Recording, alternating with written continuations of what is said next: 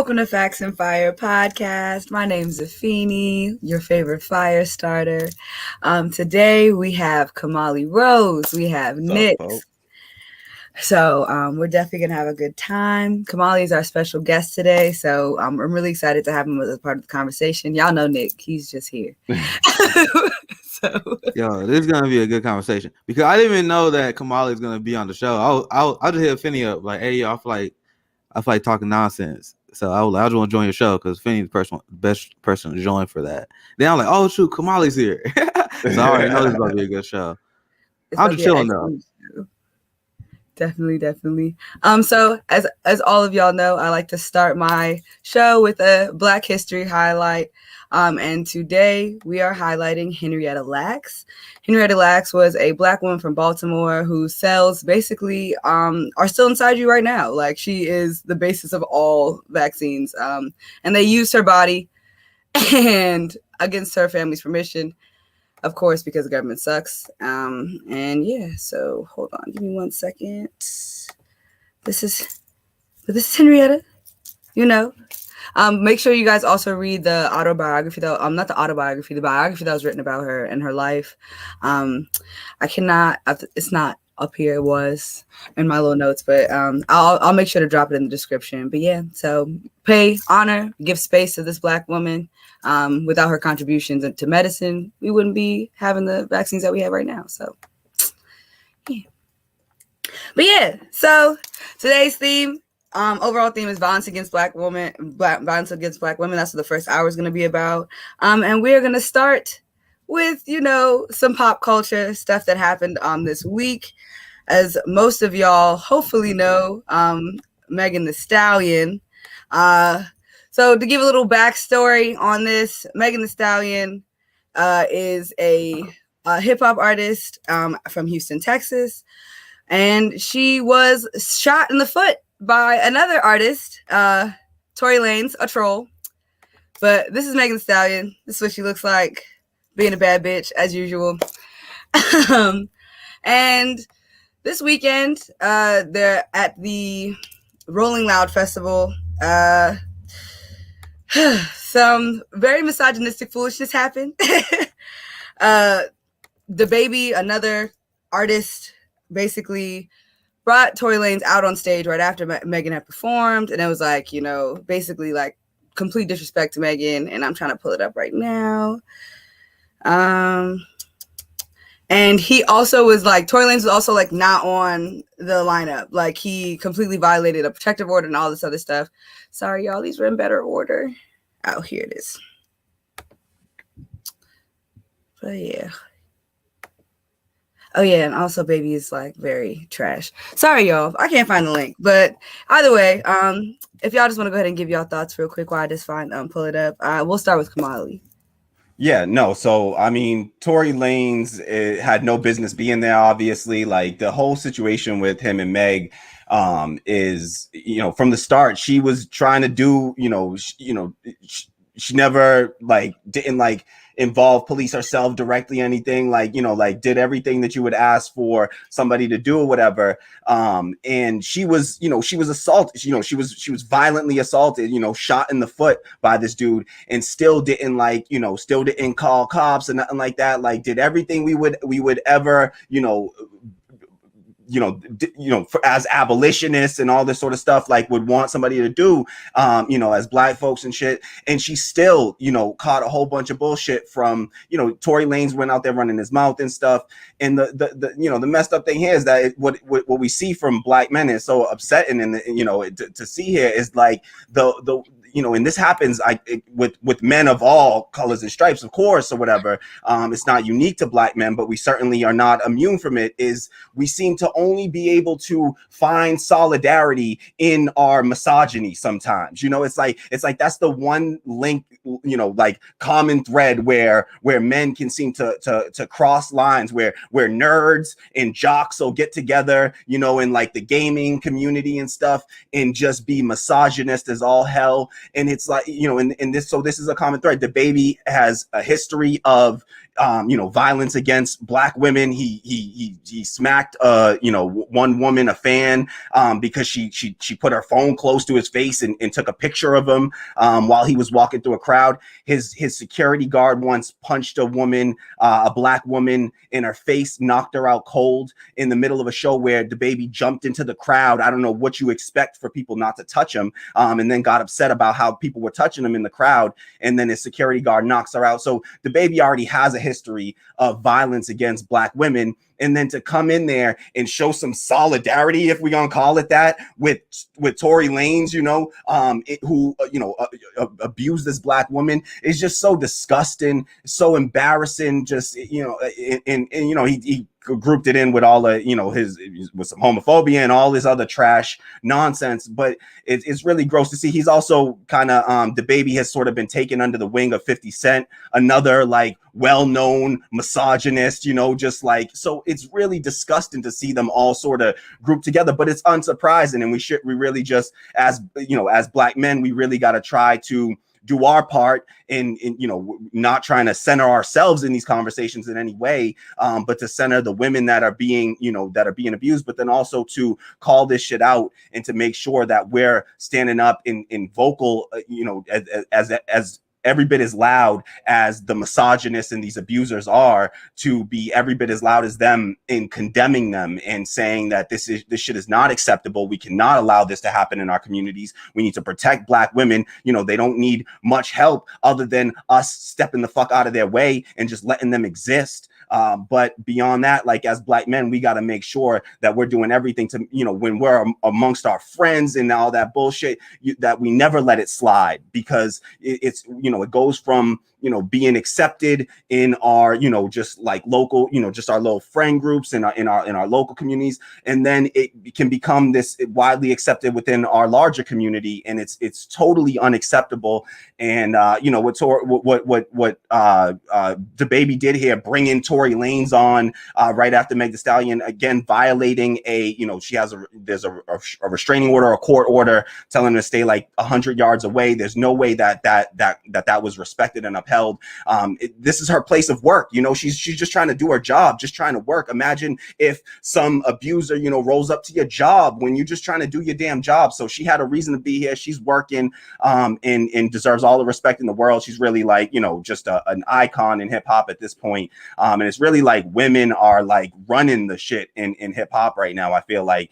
And so we just should be showing the utmost respect, and it's not getting done. So it really disgusting move by the baby and Tory Lanez, who's just all around trash and has no business. I mean, I don't even know why he's even, popular, anyways. But yeah, it's just, so that's my general take on it. Right before Nick jumps in, I just really want to show this video, like how disgusting they are in their misogyny, and just truly taking this as a joke, like truly.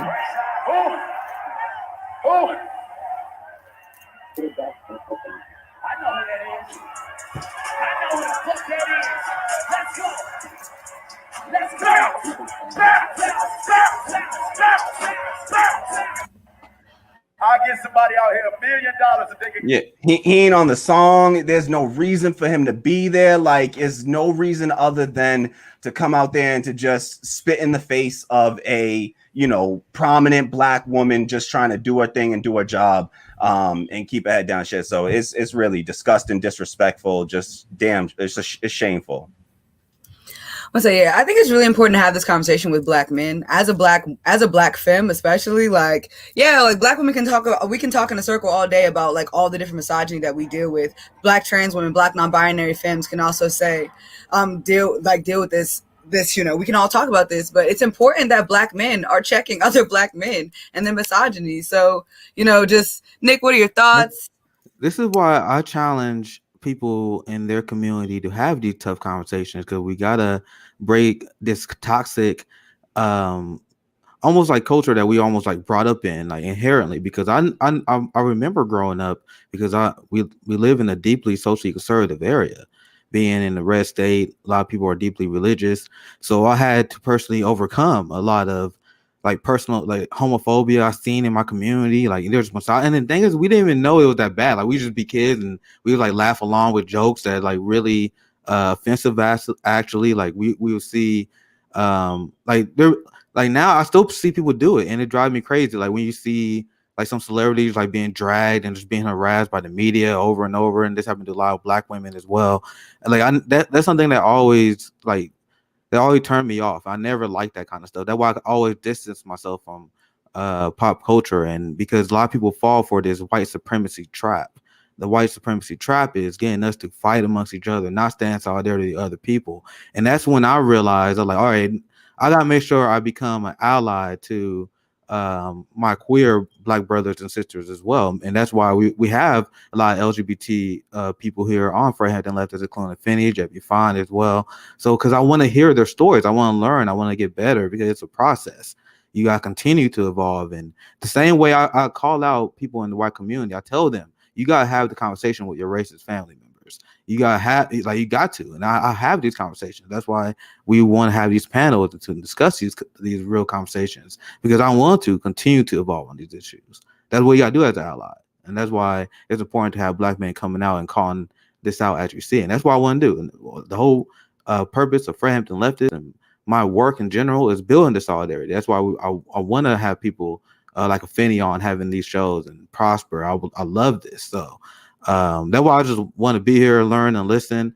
And we got to just continue to spread the message of solidarity, because when I was in Kansas City, when I was getting my Medicare for All march, I was going hard against the politicians, but I was preaching the message of solidarity amongst all the communities. Because when I was talking about Medicare for All, I said, yo, that's the most pro-Black policy, because you're uplifting the Black community who've been the victim of the predatory healthcare system that destroyed our community.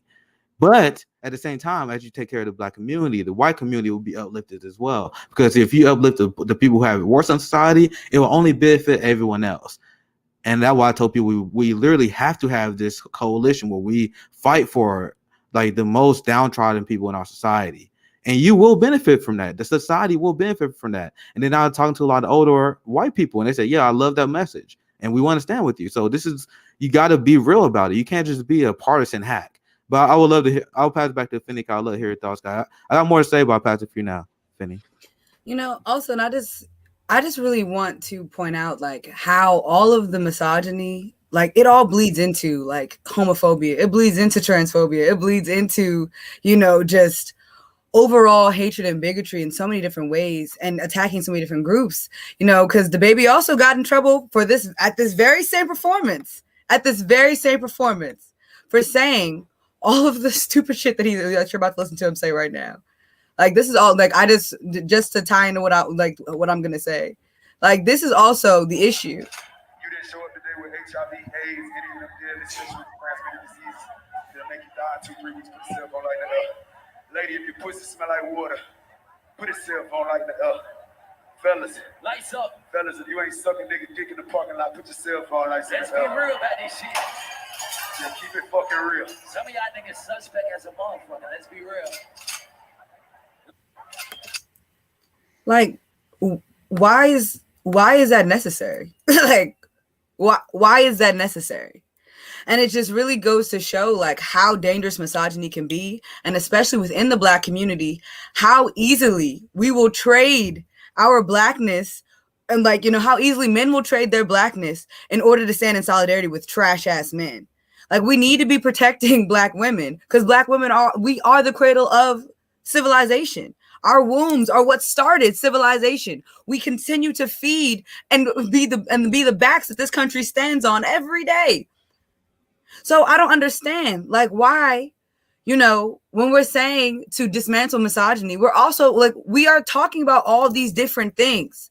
We are also saying dismantle homophobia. We're also saying dismantle transphobia. And then on top of that, as a black man, to know that HIV and AIDS disproportionately affects Black people, not just gay people, Black people, period. Like, I don't understand. Like, at what point do we get to hold celebrities accountable to just being better fucking people? Because, there are people in the chat right now that are trying to defend Tory Lanez and the baby for what? What are you defending them against? Like, I'm confused.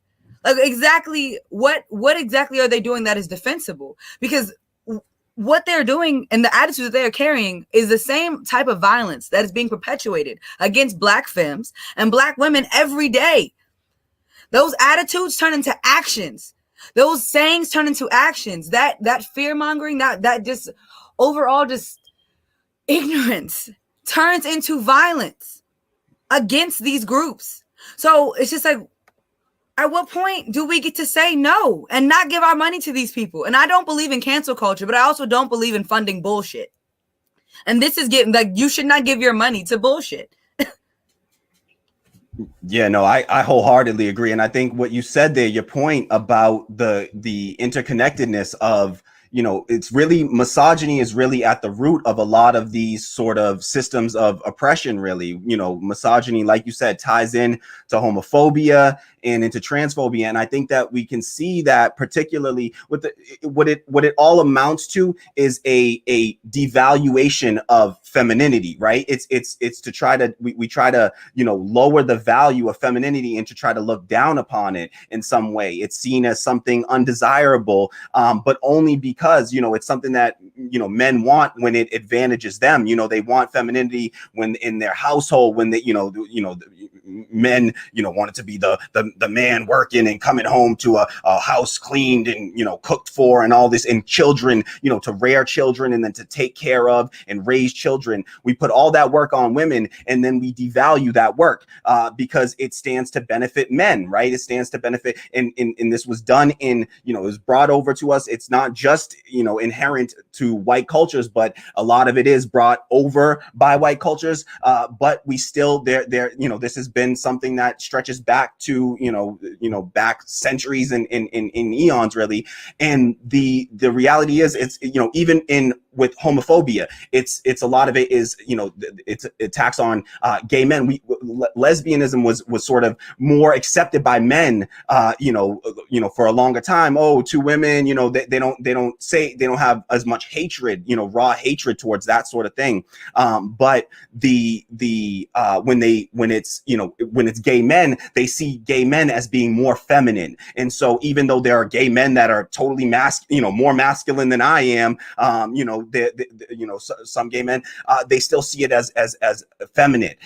Same thing with transphobia. There's been a lot of history of, you know, women, you know, trans men being more accepted in our communities. You know, we used to call, you know, tomboys, right? And like that was more accepted. But where we really see the hatred spill out and the violence spill out is with trans women typically, because it's this hatred of femininity that we have that just carries over and again stretches into homophobia, stretches into transphobia. And what you said, of course, rings so true about the fact that this was, you know, AIDS is an epidemic that has disproportionately harmed, you know, Black folks in the global South and you know, in Africa. Look at what it's done in just ravaging Africa. And for any Black person to be so ignorant, and it's just so disgusting, so pathetic for any, you know, Black person to feign ignorance to these just raw facts. And so it's really shameful, really sad to see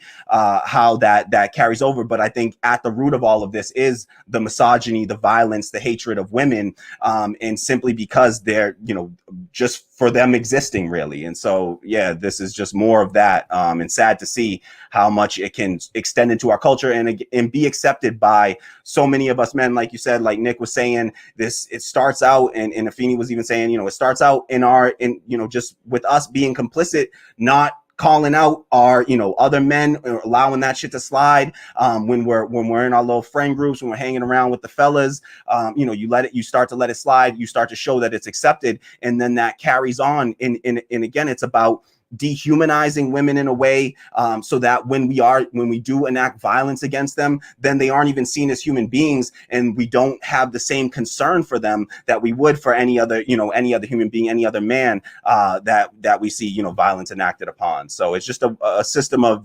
dehumanization and devaluation of Black women in their lives. And so it's really sad to see, and we just cannot allow it to continue any further.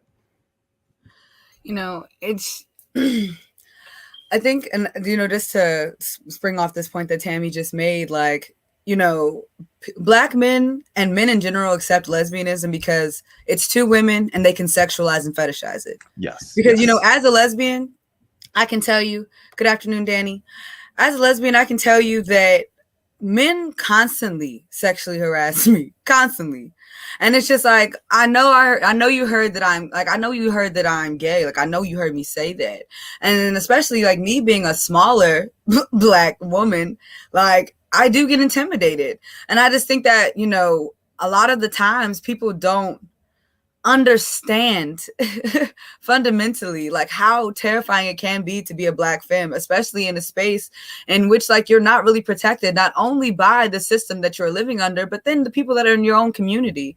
Like everybody that spoke up in defense of the baby, everyone that spoke up in defense of Tory Lanez, like Boosie Badass, the same man that paid a grown woman to sexually assault his son. Who else? T.I., somebody who's literally about to go to trial, and I don't believe in incarceration, y'all, but literally about to go to trial for sexually assaulting multiple young women. Like, these are not the people that you want to be coming to your rescue.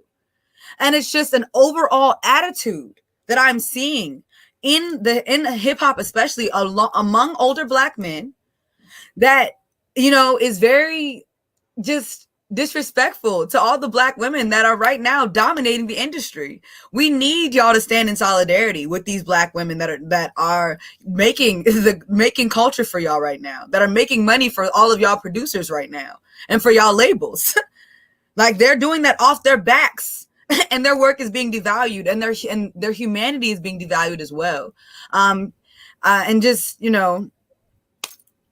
I'm just so disappointed. Truly disappointed. Go ahead. This is why a common theme I've been harping on my shows has been decolonizing your mind and the way you think. Whether people know it or not, when you see these people, especially in Hollywood, these influential celebrities go on these insane homophobic, misogynistic rants, that's them just following the pattern of mainstream culture and following the path of least resistance of misogyny and hatred to boost their numbers. And it works. And to me personally, I never understood how this kind of stuff is popular. That's not me trying to get on the more high ground, but it's like my whole thing always been staying in solidarity and building community. That's, to me, is the most important thing. I don't understand what people get from tearing people down, because this divide and conquer only benefits white supremacy. Like, when you attack and you devalue Black women, that only benefits white supremacy. And that's what get carried in the media, because white people loved that. They love to see us tear each other apart. Mm-hmm. You got a lot of people in the right-wing media, you got a lot of people in liberal media, they airing this stuff out. Like, this is great. Black community tear themselves apart while we're stealing their wealth. So, well, another term I say people are deeply unserious. Your priority right now is to attack gay people and Black women in an era where we have police killing our people. They are literally denying human rights of migrants, literally funding a genocide in Palestine right now, in Yemen. All the evil stuff our empire is doing, all things you can be focusing on them. We literally got millions of people that are about to go homeless because Joe Biden and the establishment abandoned them. But you guys want to focus on tearing down our community that are 40% of the homelessness population. And then I see a lot of these people who are Black nationalists. I know Savvy talked to one on our show before, who they want to disrespect our gay brothers and sisters. Like, you are working on behalf of the establishment, whether you know it or not. Now, why is this mindset popular? Why you got people attacking Black women and gay women and hip hop and mainstream culture? Because, as I mentioned before, we have the police that over police our communities, and if they want to be the moral police in our community. But if you want to look at the elite class, these are the people who were friends with Harvey Weinstein, Jeffrey Epstein. There's a long culture of sexual depravity in Hollywood and in hip hop, and there's jokes about it. Long term, like, you got people who are continuing to be elevated for hitting Black women. Chris Brown, for example. And I can go down the list. There's so many examples of people just continue being elevated and propped up because they're just following the lead of the depravity in Hollywood. Because that's the same thing you see the depravity when you see Trump. The people are like, oh, Trump is awful, but Trump was part of your club. You guys forget that? You guys forget that he was friends with Hillary Clinton and them? Harvey Weinstein. So it's a culture of depravity, and that linking to the black community. And then these people are, their mind is so colonized, they don't even acknowledge that. So that's what I want to bring to the table. As someone who don't follow pop culture that much, I can analyze that much. Where I'm like, okay, I see this, and I see you having the same toxic mindset that I see from these privileged elite misogynists. Like Trump is a misogynist. So how is it unreasonable for me to compare you to Trump when you're doing stuff like that? How is it unreasonable for me to compare you to Joe Biden? So you see what I'm talking about? The culture is leaking together. The toxic neoliberalism, the toxic conservatism that leads to Harvey Weinstein, that leads to Jeffrey Epstein, is leaking to our black community in hip hop because they want to be part of the club, right? I pass it back to you guys. Yeah, I mean, oh, sorry, Afeni. Go ahead, boo. Oh, no. I just wanted to sort of, I piggyback off of Nick's comments there, and I agree with, everything Nick just said there. I too am not the most avid follower of pop culture just because too much of the shit happens all too often, and it becomes just a disincentive for me to even follow along with this stuff. But just to respond to the comment that said that, real hip hop heads don't consider them a part of hip hop. I think that that's really just letting hip hop off the hook a little too easy, because the reality is, and I'll always, I'll add the disclaimer, it's not unique to hip hop. Like some, white folks will make it try to sound like it's unique to hip hop, but this shit carries over. This is in rock and roll, in country music. So in metal, this sort of, misogyny, degradation of women is all over. But let's not let hip hop off the hook either. This is a part of hip hop culture and has been from really almost from the jump. But very early on, especially with the rise of like sort of the gangster rap, we brought in a lot of that misogyny with it. And so I just want, this is something that is prevalent. One of my favorite artists, my favorite rap artist is Lupe Fiasco. I quote him all the time. I can find a Lupe quote for just about any situation. And in his song Hurt Me Soul, I'll just quote him again. He said, "Now I ain't trying to be the greatest. I used to hate hip hop. Yup. Because the women degraded, but Too Short made me laugh. Like a hypocrite, I played it. A hypocrite, I stated, though I only recited half. Omitting the word bitch, cursing, I wouldn't say it. Me and dog couldn't relate to the bitch I dated. Forgive my favorite word for hers and hers alike, but I learned it from a song I heard and sort of liked."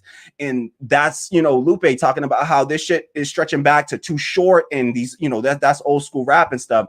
And it's been there. This stuff has been in the music for so long, calling women bitches. And, Jay-Z got this song, Bitches versus Sisters, where he tries to, differentiate and tries to say, sisters give up the ass, bitches give up the ass, sisters do it slow, bitches do it fast. And this is all bullshit. This is, we glorify men for having sex early and often. And then we degrade women for doing the exact same thing. So we got this double, this whatever the hell it's called, but just this a difference of how we even respond to and analyze the behaviors of men versus women.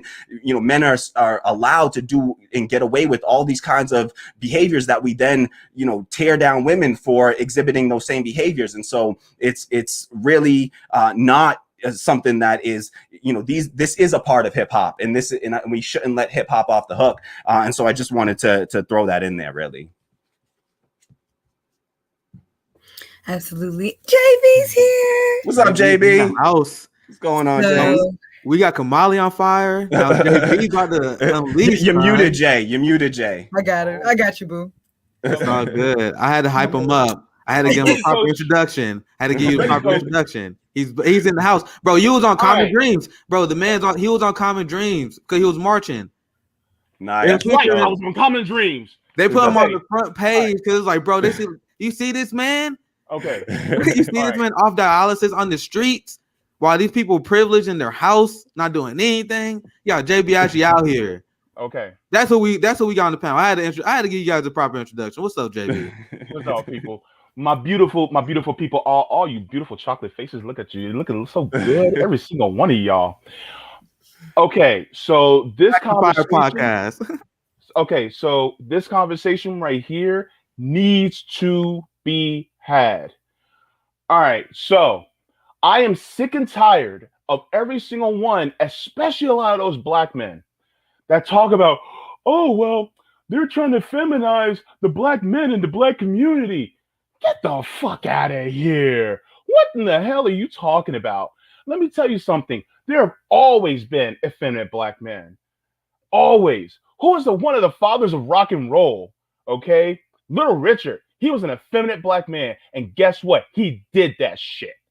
Okay? You can't say nothing about him. Okay? It just came out that Richard Pryor was bisexual. So what? So what? So here's my thing, okay? These dudes out here that are rapping and rhyming, these millionaires, right? Okay, that want to make money off of you, they're the ones who are basically pushing this stupid imperialist white supremacist notion that, oh, well, you know, they're just talking shit about gay people. Like, what the fuck? Who the fuck are you? All right? And the whole, you know, and my thing is, oh gosh, I can't even talk right now because I'm so lit right now. But you know, one thing that we men need to get across is that we have privilege. Okay, gay, straight, doesn't matter. We men, we have privilege because there's a lot of women out there that can't say or do the same shit we can. They can't walk out at night in the dark, you know, without feeling apprehensive. You know, we could just do that shit and be like, hey, whatever. But them, you know what I mean? Sometimes it's tough for them. Now, I definitely respect the women that can go out there and not, you know, be anxious about it. And if they can kick some ass, then shit, you know, walk with me because I need you to protect me. But my thing is, yo, they shouldn't have to feel that way. And yo, let me tell you something. If you see one of your dudes talking some misogynistic shit, check them. Check them. Do not be a black man and expect white people to check other white people for their racism, and then you don't check other dudes for their misogyny. Because you're a fucking hypocrite if you do that shit. All right? Because let me tell you something right now. I'm a gay man, all right? You say some homophobic shit around me, I'm gonna say something. If you say some transphobic shit around me, I'm gonna say something. I may not be trans, but guess what? I got my trans brothers and sisters out there too. So I'm gonna be a man about it. And you need to be a man about it too. And what a real man does is that they are protectors, not just protectors of their women and children, but protectors of trans brothers and sisters. They're protectors of their gay LGBTQIA brothers and sisters. They're protectors of their allies that may not be the same racism, but to stand in solidarity with them, with the anti-racist brothers and sisters. This is what a man does. This is what a man does. He's compassionate. He's kind. So all this bullshit about, you know, saying shit about, you know, homophobia and shit like that. And they can say, oh, it's just a performance. But guess what? These people take it in their heads. And then they act it out. And then you want to talk about, oh, well, you guys want to cancel me? Yeah, the fuck we want to cancel you. Yeah, fuck you. You cancel you. Why? Because you're sitting here perpetuating this stupid bullshit that, oh, we gotta appeal to this paternalistic, misogynistic mindset, and you keep perpetuating it. And then you wonder why a lot of our trans brothers and sisters, especially ones of color, are constantly being killed out on the street because you're perpetuating it. So y'all need to stop this and quit it because we're not down with it no more. I'm a gay dude living in the hood, right? We out here. I'm not the most effeminate gay guy out here, but guess what? We out here. And even our femme gay dudes out here, we got to protect them too. Yeah, they're good at protecting themselves because they can throw a good left hook. That's cool, you know. But at the same time, they shouldn't be they should be subjected to anyway. All right. So my thing is that when it comes to the black community, you know, silence is violence. Done. Silence is violence no matter who it is. And so you stop that shit. Sorry, It's okay. It's cool. I'm glad I got you you demonetized for this one. I'm sorry. Hey, as long as I I'm can so keep my little sorry. chats, I don't care. But yeah, thank you so much, JB. I do want to move because we do have a couple more stories to get through. So thank you so much for closing that. That there was nothing else to add. JB just came in and knocked it out the park. But here we are. Yet again, we're going to move on to the next story. Mm-hmm. So, as we all know, India Walton made a historic upset in Buffalo, New York, becoming the first openly socialist mayor to win in the city. And they are trying to abolish the mayor's office, y'all. They are just trying to get rid of the entire mayor's office. They don't care if she won. And yeah, so, woo, yes, here she is being the baddest bitch. And here they go. The Buffalo Common Council is studying a change to the city's form of government, which would abolish the office of mayor, y'all. They trying it, y'all. They will do anything.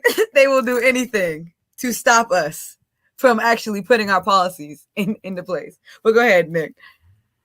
I didn't mean to interrupt you, but I was saying this is why electoral politics, you need to have the inside game closely aligned with the outside game. Because I need to do some research. I'm about reading more into India Walton. But if you have a strong connection to the outside game, when you have these establishment shenanigans, you have the outside game be able to put massive amount of pressure in forms of massive protests, boycotts. Like I will aim directly at the people who donate to the party if they do stuff like this. Like, all right, boycott them. This is my criticism of the progressive leaders now. Like, why aren't you using your email list to do stuff like this? Like, why aren't you mobilizing your movement? Because there's nothing in the books that say you can't. Like, point me to the law that says it's illegal for you to use your email list and your support to put massive economic pressure and moral pressure on politicians. Like, they should be using their massive email list to organize things like BDS as well. So this is what you gotta do as a community, and this is what I hope we can have for her. And like India, I'm super glad that she is running as a socialist. I need to dive more into her point of view, but that's what to me, I think that's where you need to start. Someone asked me what I consider you to be a leftist. I say you got to be anti-capitalist and you got to be anti-imperialist. Like, that's very easy to pass, right? And then there's a lot of people that still don't pass that. It's not even that hard. But if she's a socialist, that means she immediately get a very good starting point for me. And then I can dive in and continue to see what she does. And if she advocates for the right things, we can continue to use the outside force to support her and make sure that she doesn't get robbed out of power, because this is a neoliberal power grab, right? I'll pass it back to the floor. India Walton is a Black woman who had her first child at 14 years old and had two more at 19. India Walton is a Black woman that got her GED, got it out the mud, and rose to political office. Isn't that the American dream? Isn't that what y'all keep saying? The American dream is? Shouldn't y'all be praising her, uplifting her? No, because it's not about that. The American dream is only for the people that are willing to live within the confines of capitalism, live within the confines of the power structure, live in the confines of white supremacy. Fuck that. India Walton made history for so many different reasons. And yet here they are trying to strip her power away. And this is not the first time. This is not the first time something like this has happened. They did something like this, I want to say a couple of years back. I want to say either North Carolina or South Carolina, where they did the same thing. This is what they do. This is the type of fascistic power grabs that we deal with in the richest, freest, most democratic country in the world. here's the shit that they do. So they can't hide it anymore. They can't hide it anymore. Y'all are fascists. Let's admit it now. Let's be open about it now. Go ahead, y'all. Yeah, India Walton, yeah, she's the real deal. Like, she's a democratic socialist. She's out about it, and she's the first and youngest Black woman running on a radical agenda. Now, I want to put everything into context, guys, because the whole point of Fred and Left is to debunk mainstream talking points. Because what have you been hearing recently? Oh, you have Eric Adams. He won a mayoral race, so this means we should prop up the police state even more to go after the Black community. But meanwhile, she is running on a pretty radical agenda, which she's straight up calling out the establishment running as an anti-capitalist agenda. Like, I'm looking at the story that within the Democrat and the Chronicle, and yeah, she ran on a radical campaign, and she shocked the establishment there. And now we are seeing the perfect example why I said we are not a democracy. Like, is it Russia that is trying to block her from winning this race? So I always want to redirect the narrative to the right topic, because that's the main thing they want to focus on. They want to, like, you had Trump trending for the last 2-3 days. They're like, oh, look at Trump attacking democracy. No, look what you guys are doing. Like, stop trying to misdirect me. You're not going to misdirect the Fairhampton leftists. Sorry, I'll pass it right back to you, Finney. Right back. You know, honestly, I'm very much over it. Like, I'm so over, like, the duopoly. I'm over the gatekeeping of power and of actual political access. Like, I'm over it, honestly. And it's just like, what are we gonna do as organizers, as activists, to start to break down this system? Either Kahmali or JB, either one of y'all want to jump in? Kahmali can go first. Yeah, I love India Walton. She's the first, elected official really that shares my brand of socialism. To be honest, I think that, Shama Sawant, I think as well. But this is someone who actually believes in, building cooperative economies, worker cooperatives, in supports that. I believe that is the fundamental change that we need to make in our economy to actually, overthrow and move beyond a capitalist system.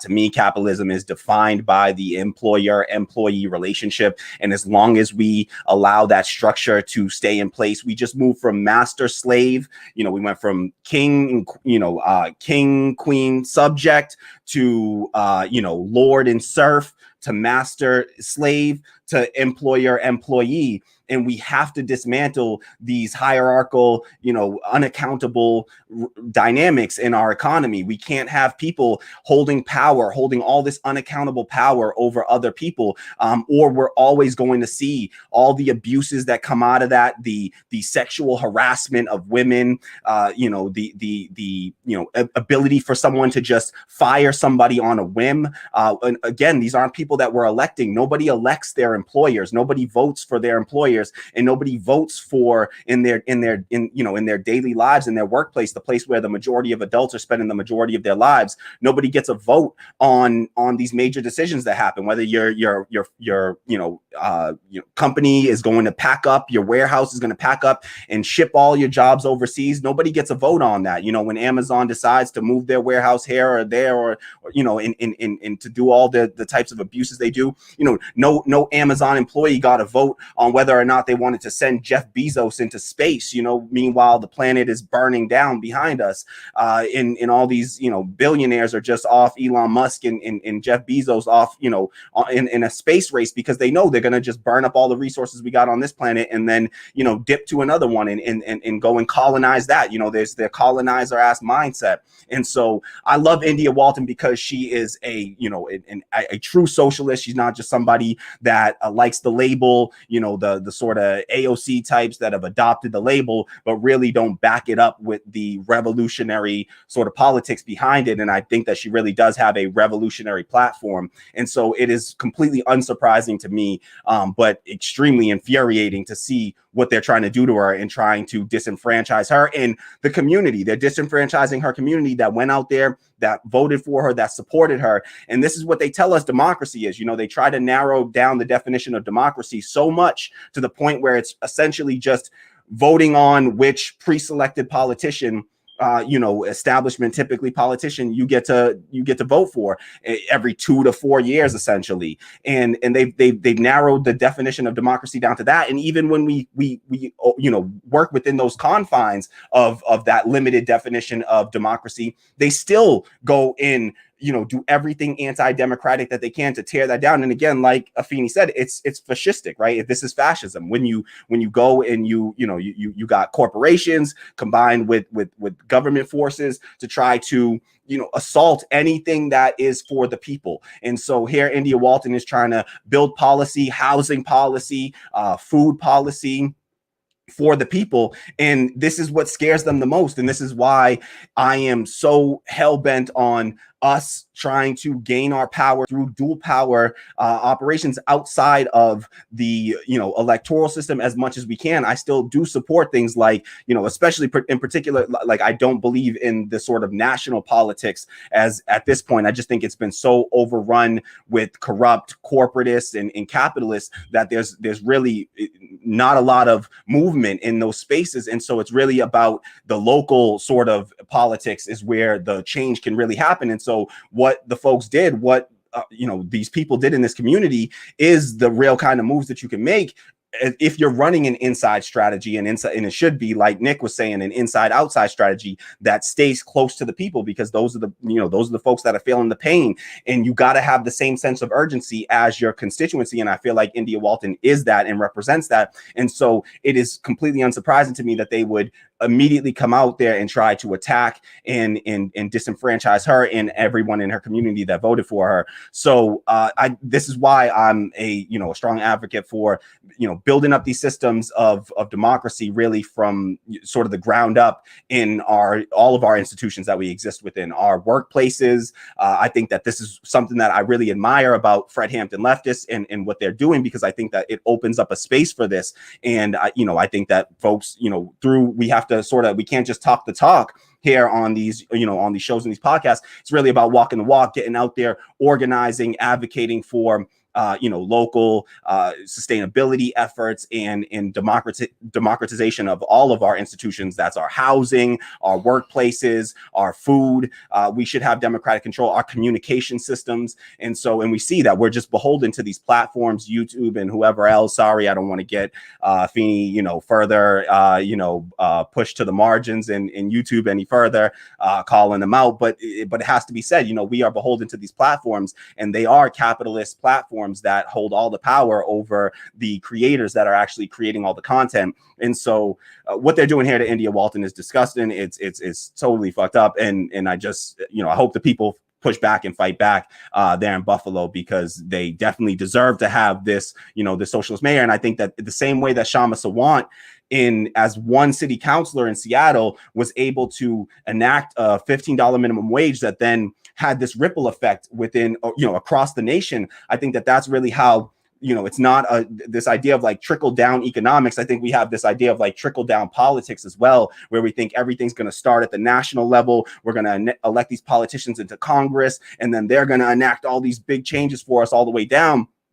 And what we've seen from the squad and the AOCs of the world is that they're really, once they're in those halls of power, that those machines, those systems are too, they work too efficiently, and it becomes very difficult to change those systems. Where we really can affect change is sort of where we have more democratic control, and that's more focused on local politics. And again, just in our workplaces where we show up and we spend 8 hours a day, at least 5 days a week.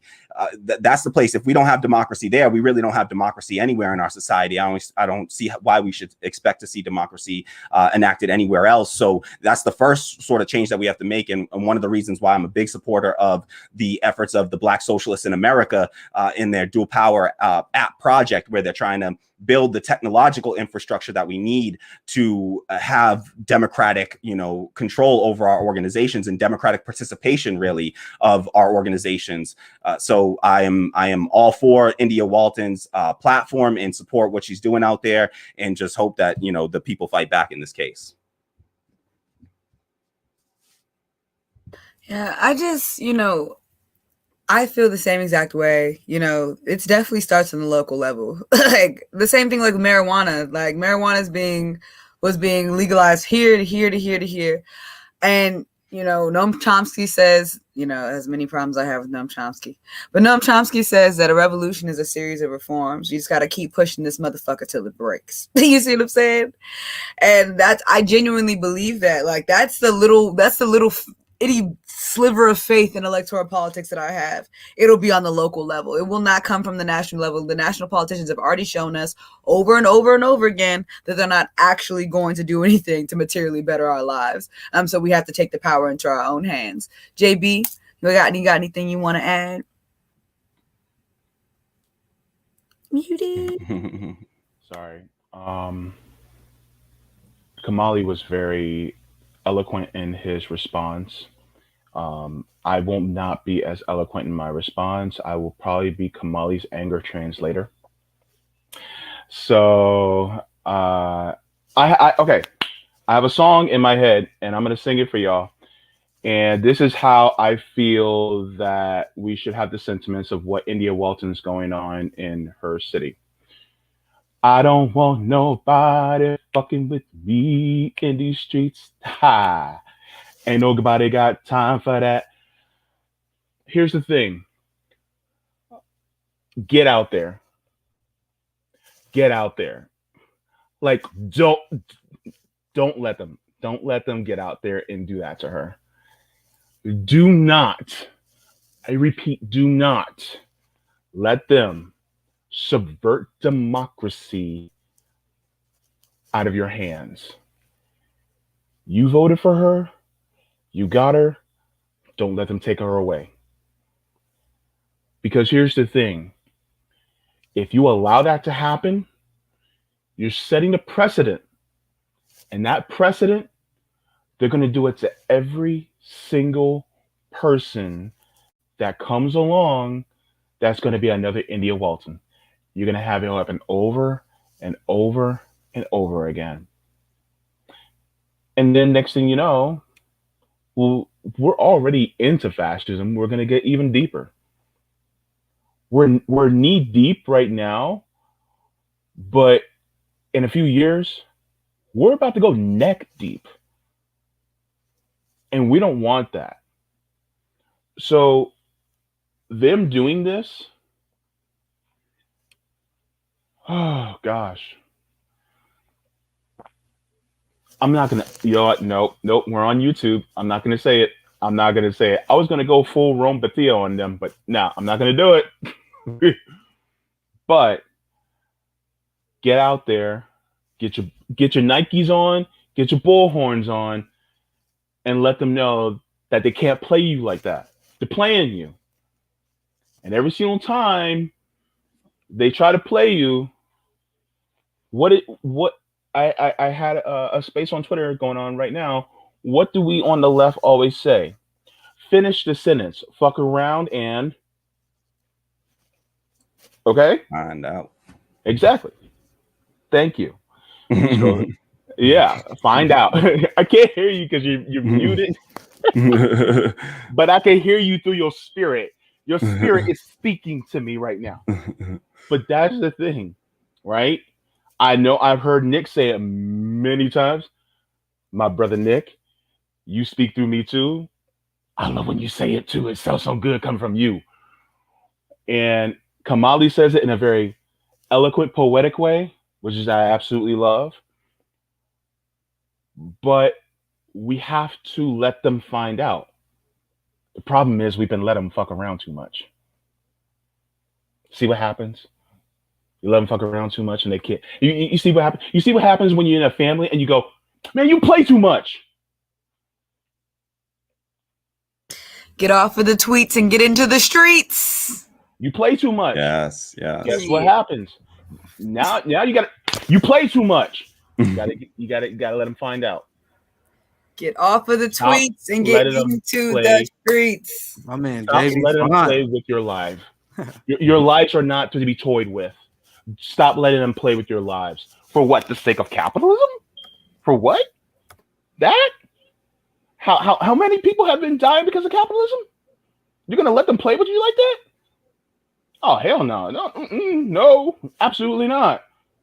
Do not pass go. Do not collect $200. get in them streets. Yeah.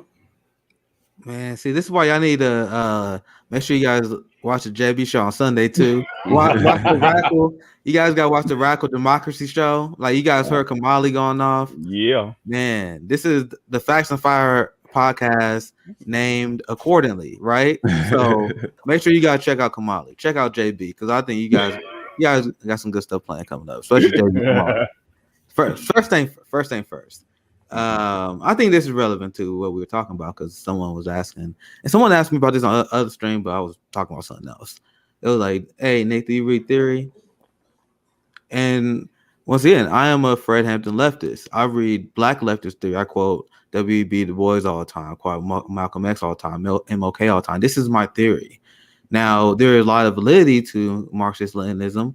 And that's in Black Panthers. They actually wrote a manifesto outlining why they support Marxist-Leninism and why that's what they think the best path forward towards Black liberation. Now, being someone who is open-minded, I dabbled in a lot of different theories and literature, and I take what works, what I think works, and what based in my reality and based on what I've gone through. Because I said on my other stream before, I said, I'm not radicalized by theory. I radicalized, and what got me left is by just living this. Like I've been living the horrors of capitalism. Marxism is a critique of capitalism. So if I have lived the horrors of capitalism, of course I will lean toward that ideology. Now, why are social democrats? Why are they upset at me? Because the social democrat theory of change apparently is being reliant on politicians, where they go as far left as the politician take you. Meanwhile, what Fred Hampton himself preached, like we can't rely on politicians. We got to do direct action, aka what we have been doing. Finney runs mutual aid. Rome runs tour for the poor. We was out in the street marching and speaking about Medicare for all, trying to grow awareness. I've been working with the KC People Party, Green Party, KC Tenants. Like these are the people that I'm trying to get in touch with, because I'm not relying on politicians no more. And that come from my life experience, and that come from what I read, right? And the social democrats say, no, we got to wait to the politicians, see what they say. That's the difference between me and them. That's the difference between what it means to be a Fred Hampton leftist and being like, oh, I'm an AOC Democrat. You know what I mean? So I always try and be honest and always trying to learn like different philosophies. But based on what I learned, it led me to this path. I'm 30 years old. I sold cars for years, and that radicalized me as well because I've seen the system from the inside and seen how it worked. I've seen how credit scores is a racist fraud just to get a little dabble in. But that kind of stuff radicalized me. Then I pick up these theories. Then I'm like, okay, let's learn from these intellectual thinkers. But a lot of people will say, okay, we only got to read from a few people from the 1800s. No, who I read from is like Dr. Cornel West. I read everything he puts out. Angela Davis, why is that not considered theory? I consider that theory because I read that all the time. And that's where my politics come from. Like people always say, oh, you gotta read just a few people, and once again, this is not, I like those people. Like those people got good stuff. But you gotta look at like what Black leftists are writing about too. Indigenous people. What are indigenous people writing about? What are Palestinian thought leaders? What are they talking about? You know what I mean? Like it seems like there's only a focus on one element. I focus on the entire element. And social dems, they don't do that. They only focus on like the imperialist element, like as Gandhi just says, because they believe they have the right to intervene in other countries. Like this is what like the Vosh mindset is. Like Western chauvinism, we had the best society, we had the best culture. Capitalism is dominant and supreme, so we have the right to invade other countries. But Marxist-Leninists and the Black Panthers, we stood in solidarity with Palestinians literally for decades and decades and decades. Mm-hmm. So people don't understand that difference. There's a difference between a leftist and a liberal. And even there's a giant difference between what we are, Marxist-Leninists, and the democratic socialists who are imperialists. Not democratic socialists. I'll take that back. The social democrats, to be clear. Because we just covered a good democratic socialist. So I want to make sure I clear that. I'm talking about social democrats here. Because these are the people I see that are for censorship. These are the people that are against Julian Assange. They are people that are talking about Stephen Donziger. Like they are like, they're good on like some economic, social issues, but that's because those social issues affect them. I don't want to get on a longer rant, but that's kind of hopefully to answer that question and tie it into what we talk about. But I'll pass it back to Finney. So, like, you know, like Nick was saying, there's a difference when you're not actively practicing your politics. There's a difference. You know what I'm saying? Like being a radical communist for me, that is an action. I am actively not participating in certain aspects of capitalism, and I am actively building a mutual aid network within my community, because I understand that in order for us to have the type of revolution that we want, we have to create the conditions for it to happen. We have to create that community trust and that collective safety within ourselves. That shit is not going to come from the government. That shit is not going to come from the government. That community safety, that collective safety that is not based in violence or centered around police is not going to come from the government. So we have to create that infrastructure within ourselves in order to protect ourselves through the ideological revolution, through the possible physical revolution, through all these different changes. And if we do not have that strong community infrastructure to rely on, then people are going to continuously be scared, because they don't know, we're not creating that material thing for them to rely on. So, I always go back to donate to mutual aid. India Walton is a socialist mayor who is openly trying to redirect funding into social safety nets, into protecting her community, into real sustainable community safety. And they're trying to shut her down. So that is when, as activists, as organizers, as community members who just want to survive, as workers with Stockholm syndrome, we start to protect ourselves. We start to keep ourselves safe. We start to make sure that we're taking care of the disabled people in our neighborhoods, the elderly people in our neighborhoods, so they don't have to rely on Amazon to get their things. We're starting to do those things for them. You know what I'm saying? We're starting to donate to our food banks. We're starting to create those infrastructures outside of the government to put pressure on the government to do the things that we want. Either you do what we want, or we're going to do it for ourselves. And you let them make the decision from there. Power concedes nothing without demand. Let's start creating our demands. Let's start creating the environment in which our demands can actually materialize. Because until then, all of this shit is just theory. All of us are just talking about theory. We're all theorizing. Until we put the action behind it. And that's what I don't like about social democrats. That's what I don't like about people that want to work with the Democratic Party. That's what I don't like about people that only want to rely on electoral politics. And this, I feel like, really transitions us perfectly into our next story.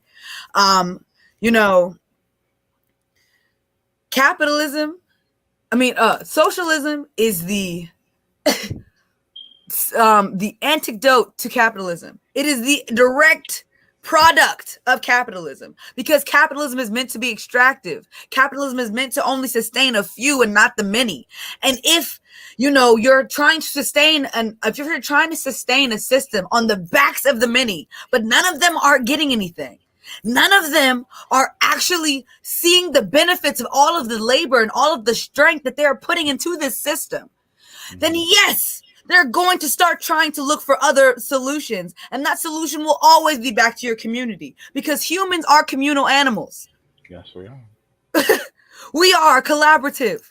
We were meant to be a part of a village. It takes a village to raise a child. What the hell do you think it takes to raise an adult? In adulthood, it takes a village. So we need to create that village. And here we are. We're moving on into the next phase of electoral politics. The 2022 election cycle has started, y'all. It is in full fucking swing. And guess what the Democratic Party's platform is? Guess what the Democratic Party platform is? Hey, y'all. We're going to let you get evicted today. Y'all. And guess what? We're not going to do anything we promised. We are going to lie, and we are going to lie, and we are going to lie, y'all. This is the Democratic Party. This is their midterm strategy. This is the winning Democratic Party, y'all. And then they wonder why we get blown out every 3 years, every 2 years at the midterms. We wonder why we start off with super majorities, because everyone's so tired of Republican fascism. Oh my God, the Republicans are so terrible. And oh my God, we have to go blue no matter who. And then the blue does nothing. They do fucking nothing. Poof, just like that. All that rigor disappears. And makes you want to punch the air, doesn't it? Facts and Oh no, fine. but they do something, Here right? we are. We She went, increase funding to police, right? oh. We gave $2 billion to the Capitol Exactly. Police. Like they do that, you know. They're always down to do that, you know. They'll do that. They just won't do anything that we, you know, fight for, that we, you know, rely on, that we need to survive. But they're always down to give cops some more money, though.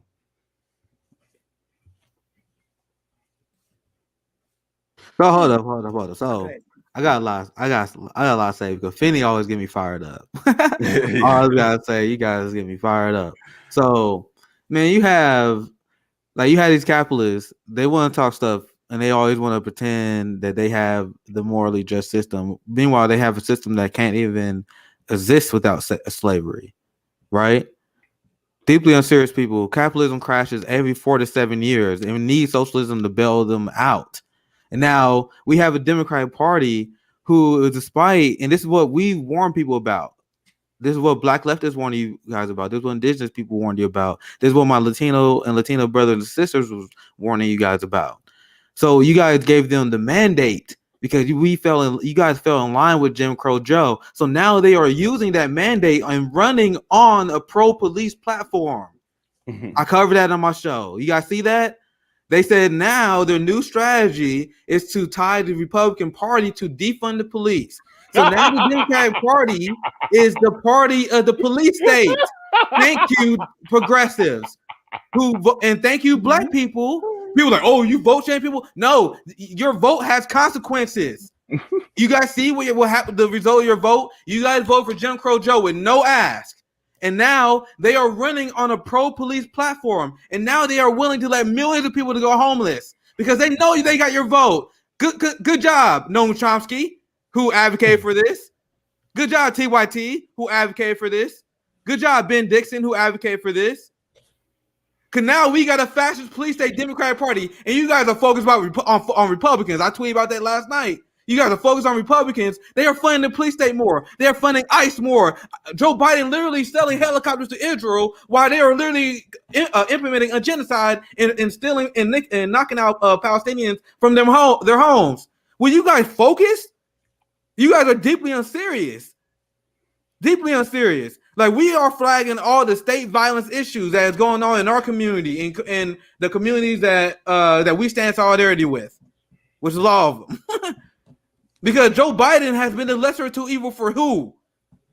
The millions of homeless people? Oh, thank God that a Democrat was in charge when millions of people became homeless because they let the moratorium expire. Thank God the Democrat was in charge. I feel much better. Yeah. Deeply unserious. And then leftists, we are smeared as unreasonable because we don't buy into the red-blue game. One team is funding the police, which is complicit with white supremacy. They went from, support Black Lives Matter. Now they're Blue Lives Matter, just like that. And then when they lose in 2022 because they chose this ridiculous strategy to get more police funding, to get more Wall Street funding, because they want to grow the prison industrial complex. Then when they lose in 2024, they be like, oh no, so I promise you, we're gonna actually pass criminal justice reform. Oh, we're gonna actually look at reparations. We're gonna do all these things. Then they're not gonna do it again. Then they're gonna look at you like you're a sucker because you are. Yeah, and they're gonna blame leftists. They're gonna say, Kahmali. "Oh, it was the left's fault." You know, it's the leftist fault that because y'all were talking about defund the police, like how what's his dumbass fucking name, Jim Clyburn out here talking about, oh, it's this defund the police stuff that's messing us up, and and it's just like these coon ass motherfuckers out here that are really gonna get us all, and then they're gonna turn back around. They turn back around and they're gonna blame the left. They're gonna say, "Oh, it was the leftists and y'all radical, extremist, language in your radical agenda." But here you are attributing it to, it's poppycock, and it's like, and here they are, and what we see is just like the Democrats and Republicans, like they're so indiscernible from one another at this point. Like, look they just passed the ball back and forth. Oh, now this one's supposedly, the Republicans ran the whole damn thing on, oh, it's the Democrats and they're all trying to defund the police, when we knew damn well Joe Biden's ass didn't support that. Sadly, you see me, I got all types of defund the fucking police shit, signs that I carried out to protest and shit. And it's like, and they, the Democrats wanted nothing to do with it or whatever. And but the Republicans used it to attack the Democrats. Oh, they all want to defund the police. Now the Democrats are going to turn around and say that the Republicans want to defund the police, when we know the absolute truth is that they both support the police. They're both pro law enforcement. Look at the mayoral race in New York that happened. We had one cop running against a bunch of people trying to out cop the cop, like trying to show that they were more supportive of police than the actual fucking dumbass cop. Like, so, this is what we got going on. And the reality is both the Republican Party and the Democratic Party both support police, because they, the police protect them and their institutions and keep them and their capital safe. And so they're perfectly fine with increasing funding to cops, raising their salaries, supporting police unions. So we see this shit, and they're just passing the ball back and forth, when the reality is it's two sides of the same coin. They're the same goddamn thing. Democratic Party, Republican Party, they all support the same goddamn policies. And there's really, we say we got a two-party system in this country, a duopoly, but it's really a monopoly. It's really a one-party system. It's the system of capitalism. That is the one party. It's the party of capitalism. There is no two parties in this country. It's been reduced down to one single one, and they can just, change, masks that they're wearing and just keep swapping it back and forth. And all the while, the funding to police just keeps going up and up and up. The military budget, our offense budget, they call it our defense budget. Our offense budget just keeps going up and up and up.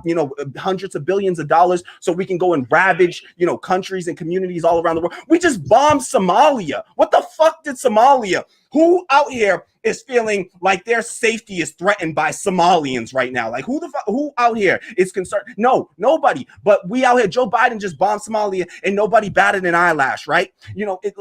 We talk about, we only look at these countries, Cuba, Haiti. Whenever some violent shit goes on that is a response to, people getting sick and tired and fed up with capitalism, and then some violent shit goes on, then all of a sudden we pay attention to what's going on in Palestine. When they're peacefully protesting in Haiti and Palestine, nobody wants to cover that shit. Mainstream news don't want to cover that shit. Even a lot of left media don't want to cover that shit, because why? It doesn't get as many views as, talking about this and that, some stupid ass Twitter drama or whatever the fuck the case is. And meanwhile, people are just starving and dying and the planet's burning, all around us. And we're over here focused on some like Twitter drama bullshit, and diverting people's attention onto that stuff. And that's why I love the work of the Fred Hampton leftists and folks like Afeni. I mean, already, right out the gate, like Afeni show, like I watched her whole first show like twice already, and it's my favorite show. I'm sorry, Nick. I'm sorry, JB. I love y'all all. I love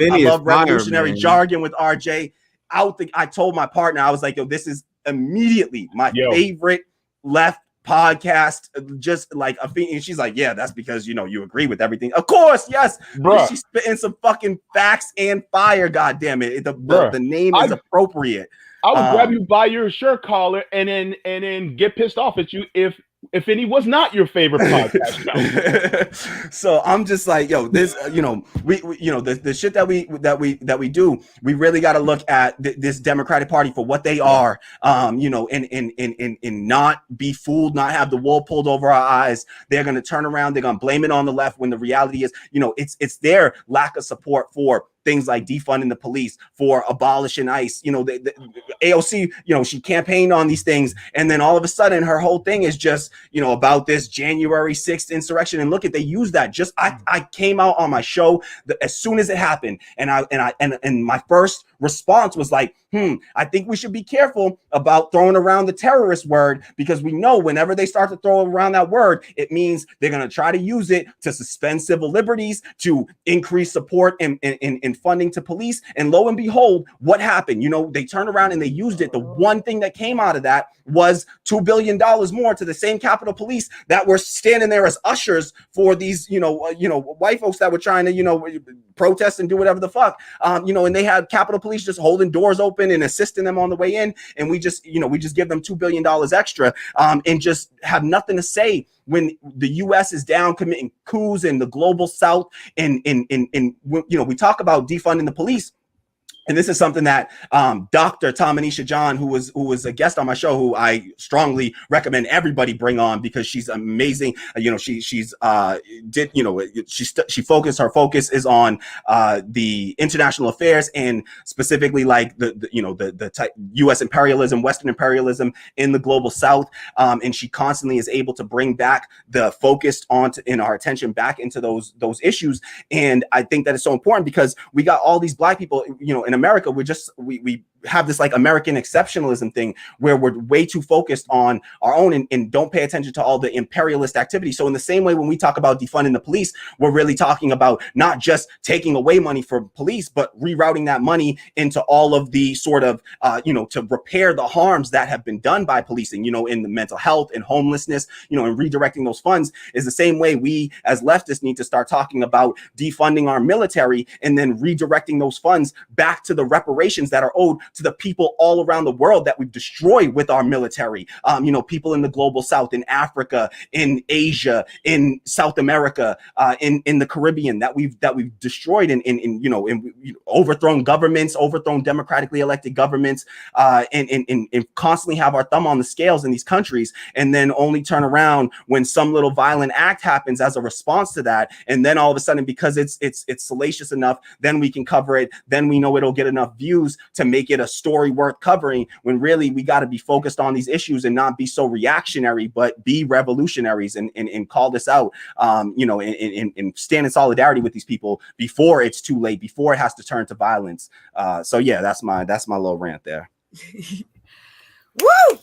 I love it. Kamali's rant. Check out Radical Democracy Show. I don't even got to do nothing. All I got to do is introduce them and just let them go, and then that's my job is done. This is why we got the Facts and Fire podcast, right, Finny? So real fast before JB makes his comments, I just want to show y'all a little video, y'all. Just a little footage. What you doing, Afeni? Just a little footage. Uh-oh. Because I really want to make sure that we all know we're gonna go down the motherfucking list of the 2022 midterms. All the things that the Democrats promised that they did not do. I want to make sure that we get everything. I want to fit everything in there. And I couldn't find a resource on this, but $2,000 checks, Joe, we still on your ass. Anyway, let's go ahead, see our favorite speaker. We all love Nancy. You know what I'm saying? We're all big fans of Nancy and her pantsuits, y'all. So let's watch Mama Bear. Let's watch Mama Bear talk about her cubs, y'all. Oh my God, let's go. This is about to be painful. Did you share? The I can't hear. The volume's really low. Yeah. The video's really low. So, if one of y'all want to try to play it from one of y'all, I have a link. I can try to pull it up. Give me 1 second. Yeah. Okay. Remember to click the button, the check mark that says share audio. I think it's on. But I think it's just because like the video. Because I know exactly what video. I know exactly what video you're talking about. So I can find it here quickly, and then I can share screen it. Yeah, I think StreamYard is pretty dope. Yeah. I got a lot of links. All right, let me go to my. Man. Here we go. I think this is it, right? And I know some of y'all on Twitter. Go ahead and share this on Twitter. Yes, please. Okay. So I'm about to get ready to share it now. I got to pull it up. Because I love a Nancy Pelosi roast session. Because there's we'll start with JB first, and then we're gonna. Because there's no one she's the face of the Democratic Party. People can't pretend that she's she's a unique case, because she's not.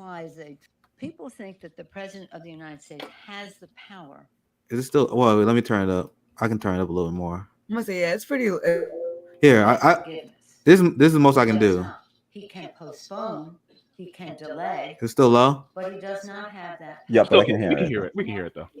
An act of Congress. And I don't even like to call it forgiveness, because that implies a transgression. It's not to be forgiven. What? Just freeing people from those obligations.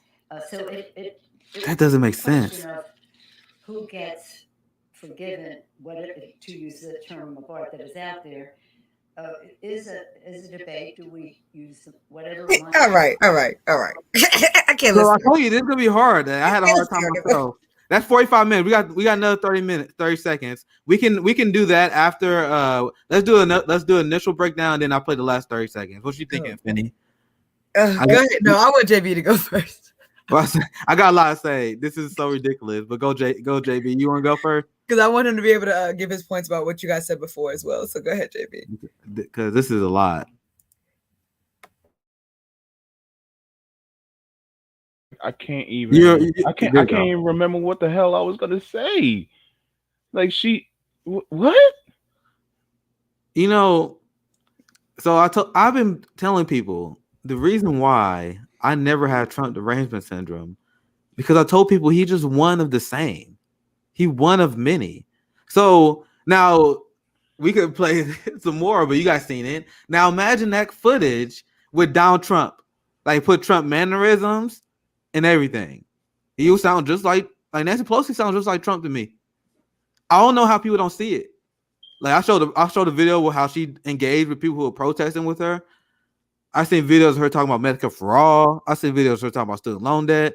And I'm keep asking you guys, like, what's the difference between that and Marjorie Taylor Greene? Like, go ahead, ask Marjorie Taylor Greene how she feel about canceling student loan debt. I bet you it sounds like that. I bet you it sounds exactly what you just heard Nancy Pelosi just said. Go ahead.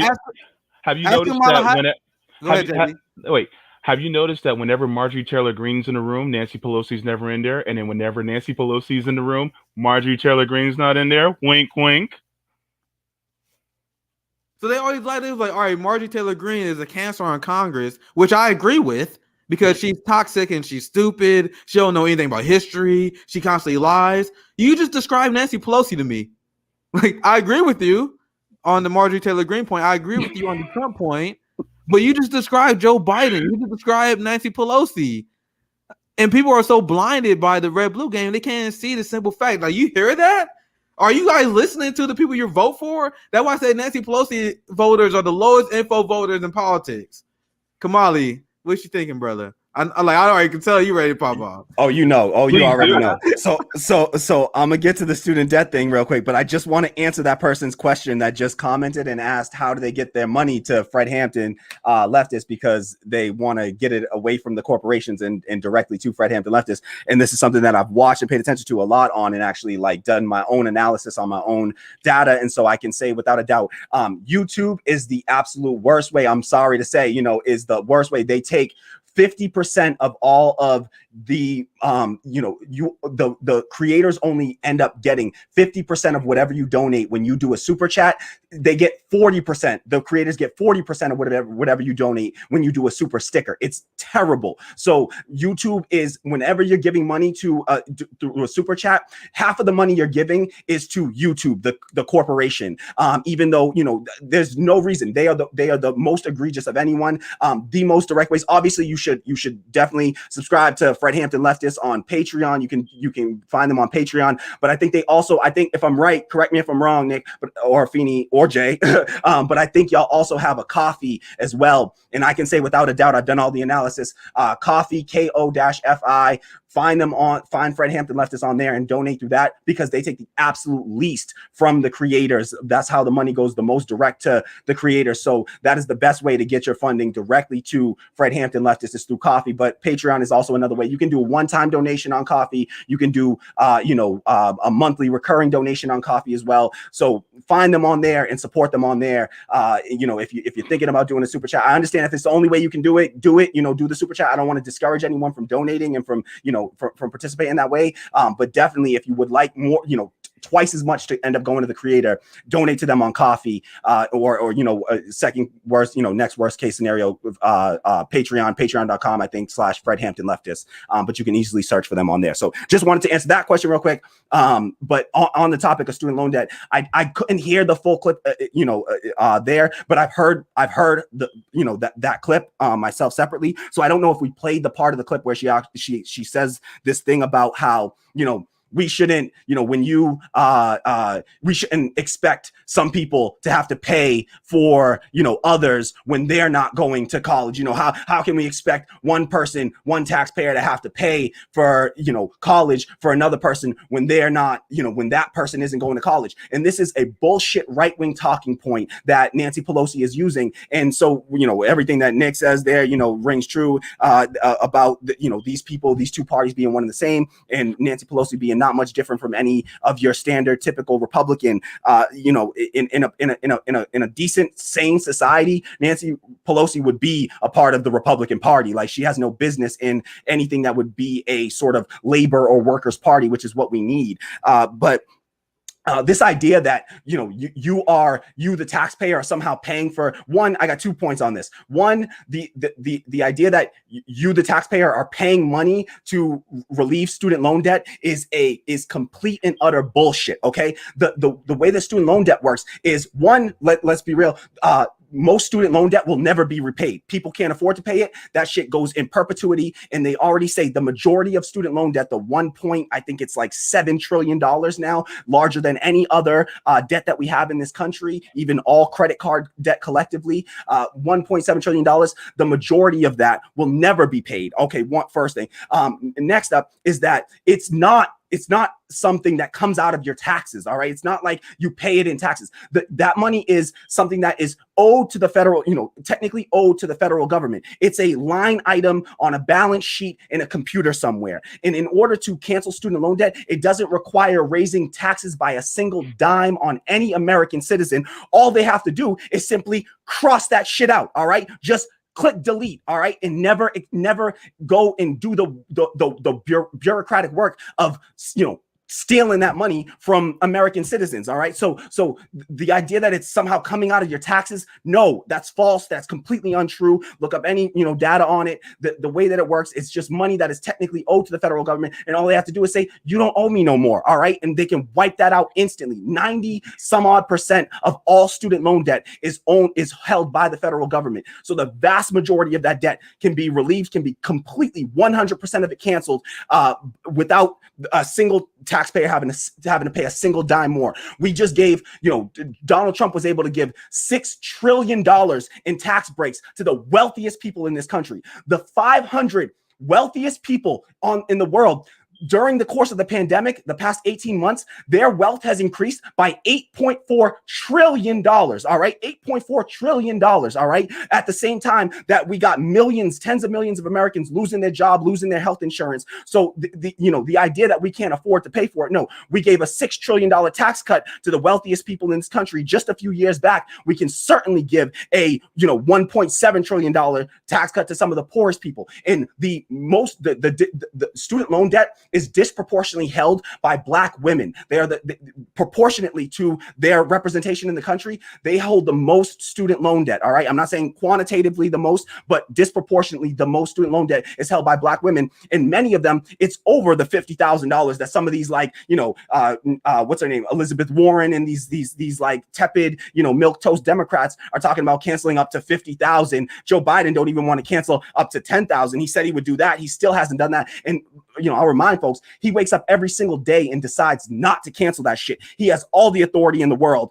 to cancel that. It can be done with executive order. It's a wave of a pen for Joe Biden and all of us. I hold $80,000 of student loan debt, and that shit just goes up and up and up and up and up. I haven't been able to pay $1 of that shit since I've left school like 5 years ago. I haven't paid $1 of it. It's owed. I've gone into default on it. That shit's on my credit report. It's destroyed my credit. So, and again, the people that are holding the most debt are Black people in this country, and again, disproportionately Black women. Why? Because most, wealthy people, this idea that like, oh, poor people are paying for some wealthy people to get a benefit, it's just not true. Wealthy people don't sit there and take on student loan debt with the 7% interest rate that shit has. Wealthy people are just going to pay that shit up front and not worry about having to pay interest on something that they can already afford. So it's not wealthy people. Wealthy people aren't holding on to debt like Joe Biden likes to say, oh, you shouldn't be paying for the student loan debt for me and my children. It's just complete bullshit. And also, why do we pay for the education of everybody up to high school, because that used to be enough education for you to get a job and work, effectively raise a family. It's no longer the case. And so there is no reason. Why do we stop, funding education at the point of high school? It makes absolutely no sense when a college education is required to be a fucking like barista at Starbucks. Now they want you to have like a goddamn associate's degree. So it's absolutely absurd.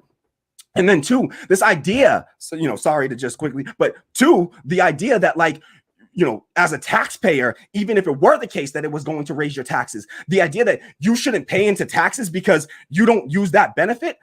Sorry, but you pay into a whole bunch of taxes for shit you don't use all the time. All right. And that should be the case. We should be able to, we should want to take care of other people. And Noam Chomsky makes the point, and I know we all have our same criticism of Noam Chomsky, but he makes the point that like, if we lived in a real democracy, the tax time would be like a celebration in a democratic society. Why? Because that's the time that we all get together and in a democratic society, that would be the time that we all got together and got to collectively decide what we wanted to contribute all of our money for, right? We're going to tax ourselves. Well, what are we going to do with all those taxes? We would help the people, right? And so that would be a time for celebration in a truly democratic society. But it's because we're not really democratic that we even look at taxes as this like evil, awful thing.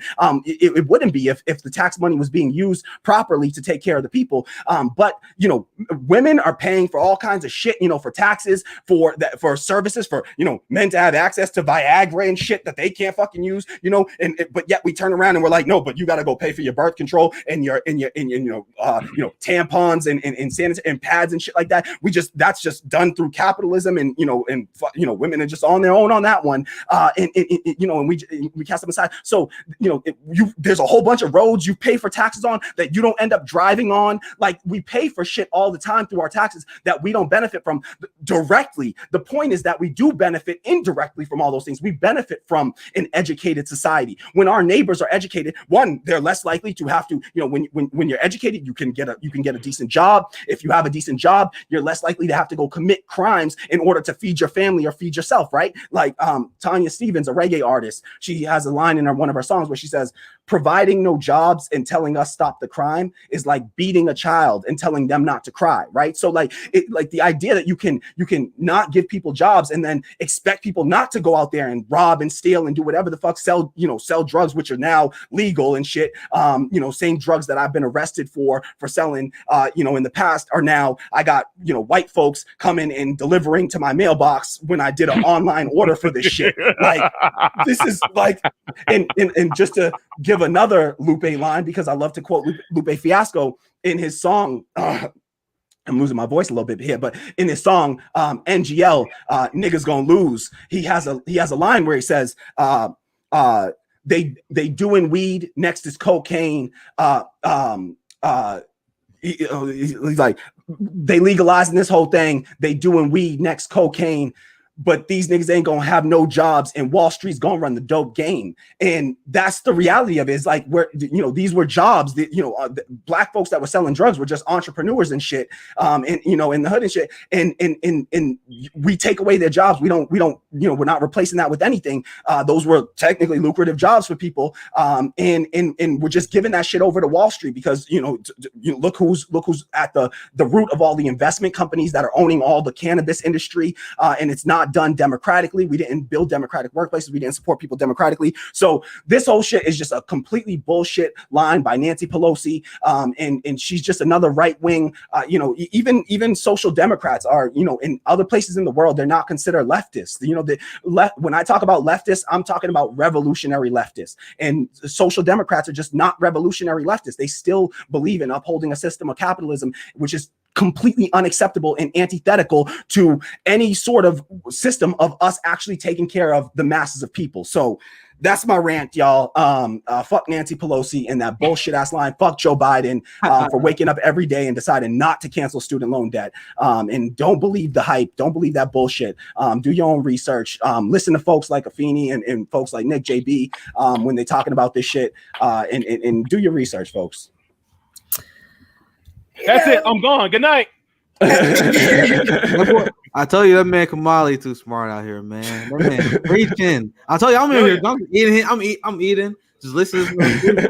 Yo, he was literally snacking while you were ranting because I'm like, it was this just is like good stuff. it was just enjoyable. It was just like I got a lot after that. Anyone want to go first? I got a lot to go. I got a lot after that because I want to talk about. All right, hold on, y'all. Let me keep adding this context now to the story. Yeah, go ahead, Penny. I'll let you go first. Oh no.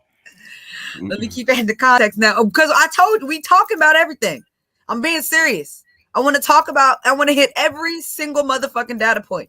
I ain't playing because we're gonna continue to do this all the way up into the midterm elections. And guess what? People are still gonna say for some reason that it's the left's fault that we lost.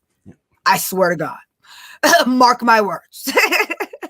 Mark my words. They're still gonna find a way to blame us for this shit. But either way, I want y'all to, first of all, I know we all heard about the infrastructure bill, the bipartisan infrastructure bill that does not even include any significant investment in climate change infrastructure, no real significant investment in broadband, no real significant investment in the amount of infrastructural racism that is in this country. Nothing to address all of that. Black children have more asthma.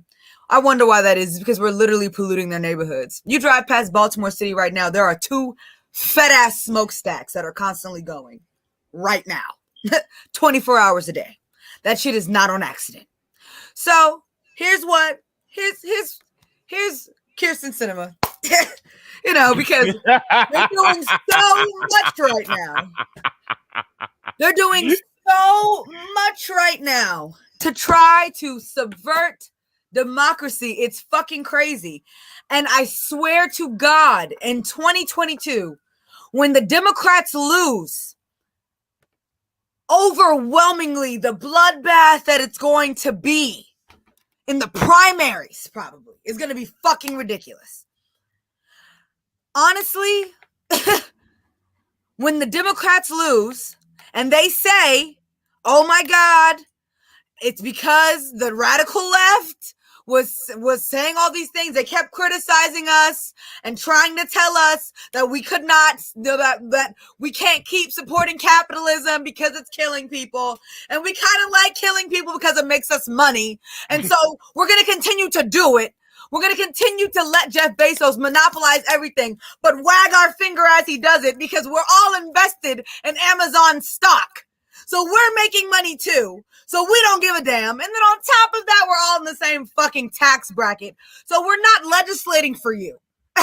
It's different when you're legislating from a point of survival, when you're legislating from a fucking point of actually understanding what it means to starve, to not know where your next meal is going to come from. Just a little personal anecdote. I remember I lost my job. And I filed my taxes and I was waiting on my tax check because I needed to eat. I needed to pay my bills. I was in debt. My student loans garnished my taxes.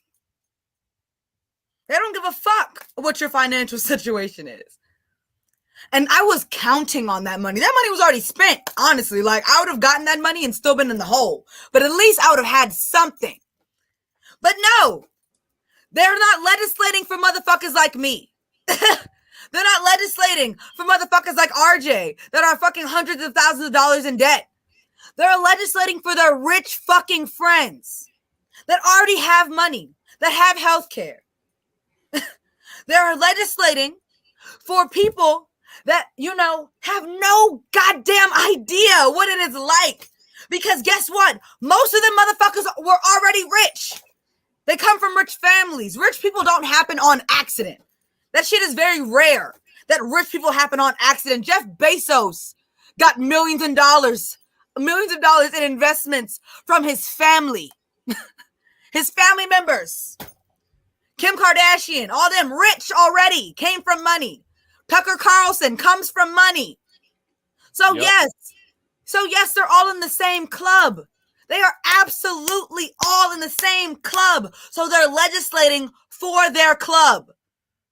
When AOC and Ilhan Omar and all of them get in there with their stupid little rent strike that they're trying to do right now at the Capitol, that performative ass bullshit, the only person that showed up at the actual grassroots Medicare for All march was Cori Bush out of DC, by the way. So I don't know where the hell the rest of y'all were, but she was the only one that actually decided to show her face.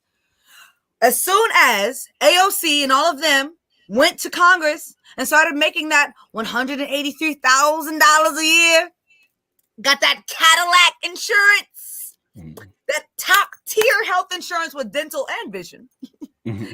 They forgot. They forgot. This is what I mean by we need to create an infrastructure outside of the government. This is what I mean. This is what I mean by mutual aid. Donate to mutual aid. You've noticed I never say donate to my Cash App. You notice, I probably should, but I never say donate to FHL. Donate to your local food banks. Because we are not just organizing on the internet. We are organizing on the street. We need to organize on the street. Because right now, these motherfuckers, they're not in the same tax bracket as us, so they're not legislating for us. They can all gentrify homelessness out of the Capitol right now if they want to. Gentrify being unhoused. Please. Hold up. Afeni. Perform that. From Joe Musashi, you're watching her show right now. We're just the guests. I was like, this is her show. Just to let you know. I was like, yo, I want to be on this show because I want to learn from Afeni. Yep. That's what I hope you guys realize. This is her show. This is Facts and Fire. Yep. So hit that bell. We could be here every Saturday, right? Mm-hmm. But no, I can't. Like, I can't even begin to pretend like this shit is normal. I cannot pretend like this shit is going to be fixed by the next election. I wholeheartedly believe that we should overload them, and everyone should just start running everywhere. Grassroots people all over the place should just start running. But you know where that fucking comes from? Building a mutual aid network, building community leaders outside of politics. Not politicians. We need street politicians. People that are actually for the community, that are outside of the fucking system, that are willing to rely on the community and trust them. But with that, we need to build that infrastructure. We need to build that infrastructure, not only around them, but around ourselves, because any safe community has resources. The safest communities out here do not have more police, no matter what fucking Joe Biden wants to tell you. 73% of white people have no contact with the police throughout the year. And the other 30%, a majority of them initiated contact themselves. So the dichotomy of the type of police that Joe Biden is talking about and the type of police that black people deal with is not the same thing. And we need to organize around that. We need to organize an infrastructure outside of the police and decentering state violence in our community safety responses. I'm not about to sit up here and keep capping for these motherfuckers that don't even care enough about us to take the smallest crumbs of what we ask for seriously. The smallest crumbs.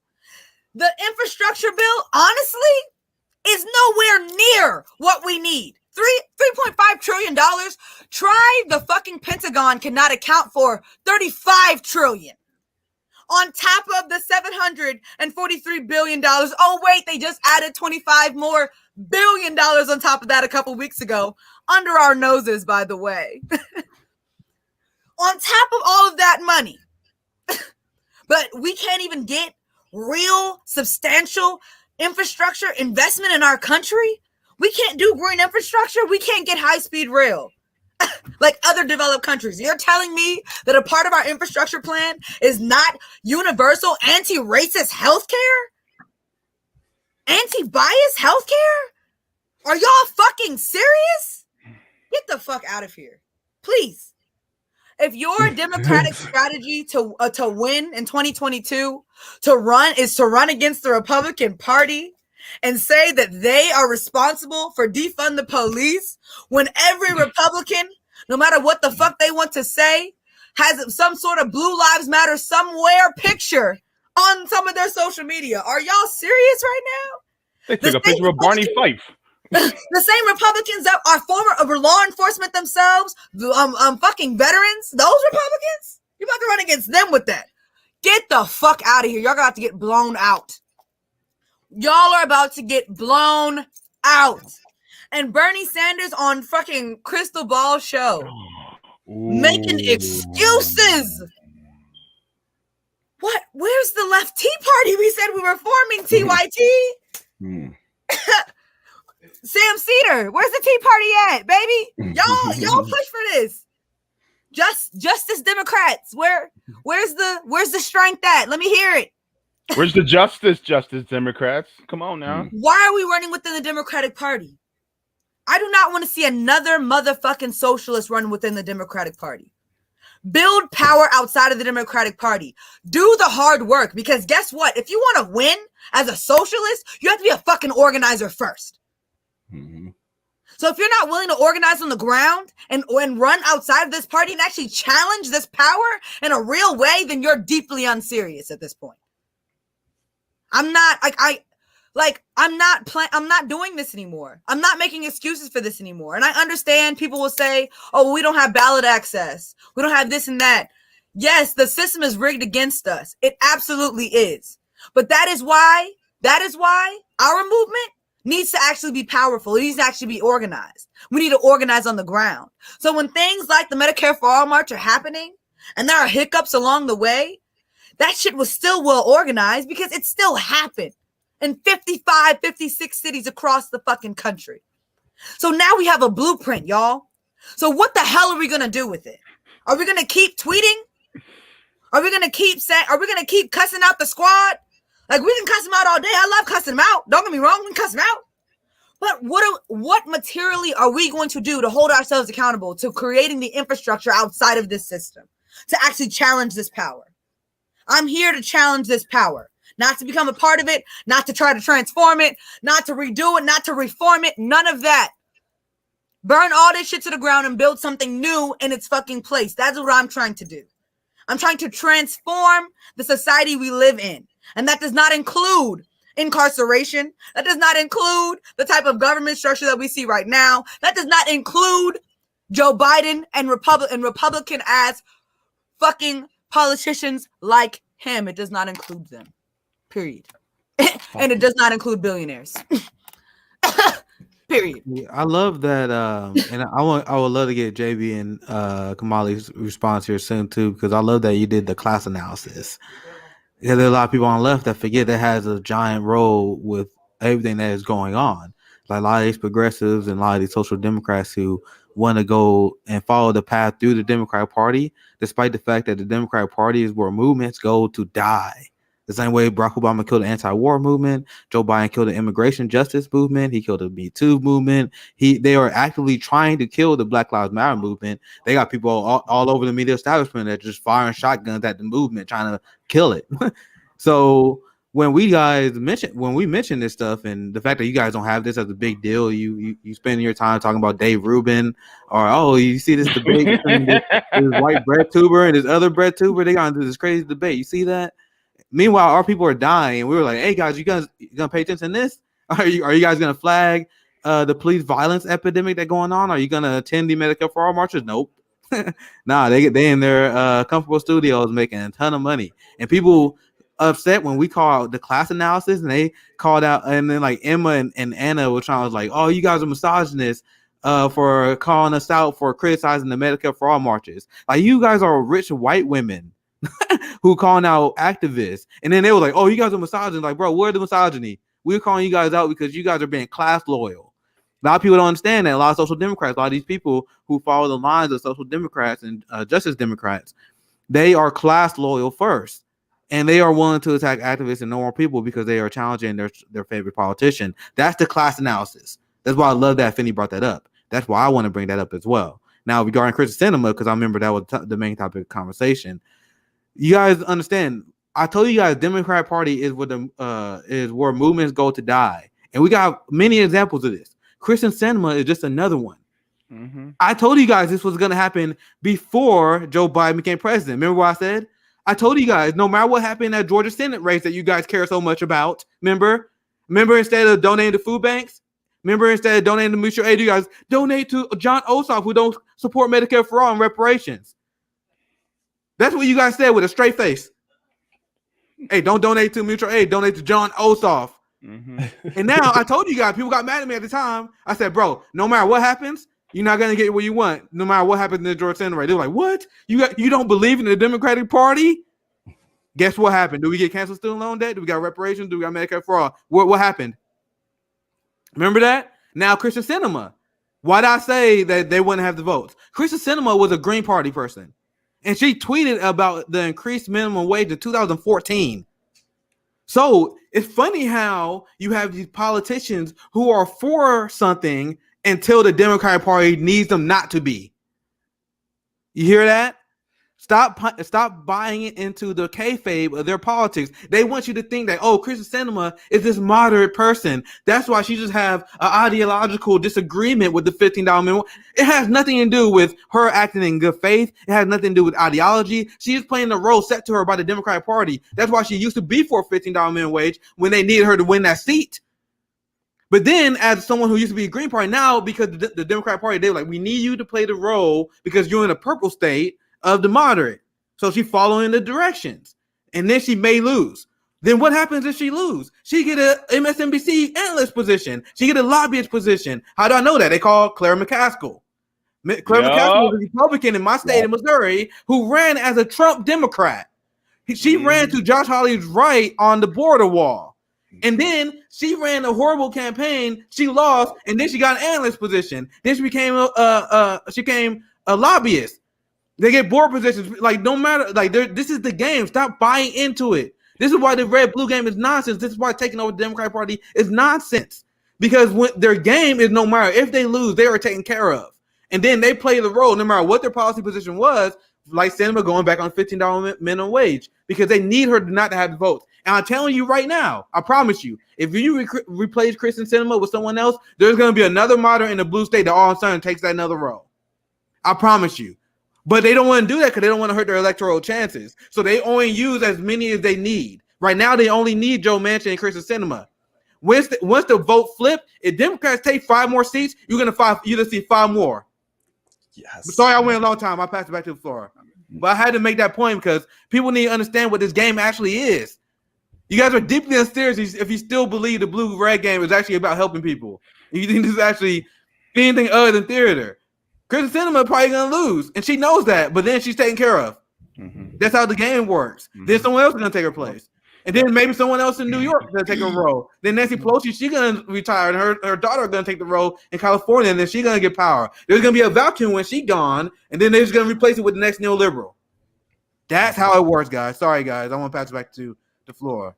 That's the game. Mm-hmm. I just wanted to show this, but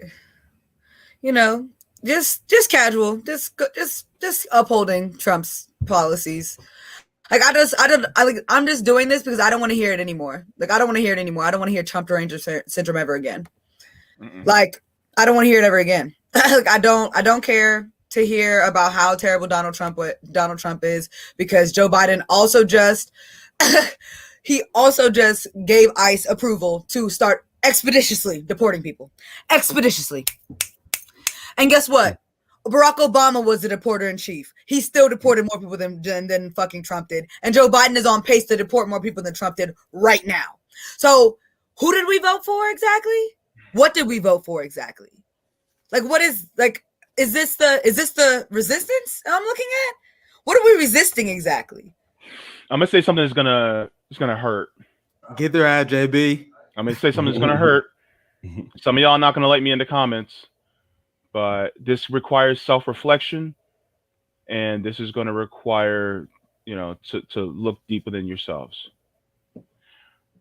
And I actually got this from Kyle Klinsky, so take it with a grain of salt. But when you vote for someone, you are indirectly responsible for what they do. Doesn't feel good, doesn't it, if you voted for Joe Biden? It's like, ooh, you own indirectly what they do. Take I that didn't know no feeling. better. I Take didn't know that. no better. Take that feeling that you feel when you heard that, and take that with you when you donate to mutual aid and when you help people out instead. Because let me tell you something, when you're literally helping other people out instead of these politicians, you're actually doing more than they are. Think about that. You're literally doing more than they are. Like, for instance, on the Chiron right here that's going down, you see where a Feeney's grassroots organization is? Guess what? If you donate to that, you're actually doing more than the politician. Wow. What a concept. So here's the thing. When it comes to a lot of these politicians, and there are some who are in good faith that have great intentions that are running right now. Here's the thing that we want you to understand. Okay, if you're going to run in any one of those parties, anyone, you have to be willing to serve only one term to get shit done. Number one. Number two, you have to be willing to be hated, hated by Fox, MSNBC, CNN, the New York Times, the Washington Post, Axios, The Intercept. You have to be willing to be hated. You have to be willing to have somebody try to smear you left and right just so that you can get the right things done. You have to be willing to risk not getting past 5 years in Congress so you don't get that pension. You have to be willing to risk that. You have to be willing to risk having poor relationships and them saying that you're difficult to work with. You have to be willing to do all that because guess what? Just like I said at the Medicare for All March, if you're willing to do that, then guess what? We're going to keep voting you in. We're going to keep you in there. We're going to keep you in there because you're going to be an annoying asshole, and that's what we want. Because we need them to be uncomfortable. We need somebody in there to take their comfort away. But the problem is that a lot of them, when they go in there, they get comfortable. You can't be comfortable in the space. You cannot have comfort in a country where you have millions of people who are uncomfortable every single day. It is unacceptable. And so, just like I said, if you decide to vote for someone that not only was a segregationist, voted for the 94 crime bill, voted for the bankruptcy bill, voted for the Patriot Act, was against LGBTQ marriage, gay marriage. Shall I go on? Shall I go on? You know this. And then you juxtapose it with Trump. And you see in the Venn diagram, there's a lot of overlap. Guess what? You indirectly are in support of that because you knew what they were about. And the thing is that because you knew, and a lot of people, you believed the lie that he was better than Trump. You believed the lie. Now you know the truth. What are you going to do in 22? What are you going to do in 24? What are you going to do in 26? What are you going to do in 28? What are you going to do every single time a mutual aid shows up on your timeline? What are you going to do when you see that people are getting out in the streets and they're actually doing direct action so that we can get change? Are you going to talk shit about them because they don't have the right people talking at these rallies? They're going to have professionals talking at these rallies. Are you going to sit there and just, no, they don't have the right people, nah, right? Are you going to do that? Or are you going to be like, you know what? I may not like the people they're with, but you know what? I'm going to show solidarity. I'm going to do my own thing here, and I'm going to make it better. Are you? Yeah. So we need to ask these questions ourselves. So if you are running, be willing to accept these types of circumstances. If not, then you're going to be complicit with all of it. And if you're complicit with all of it, then we don't want you.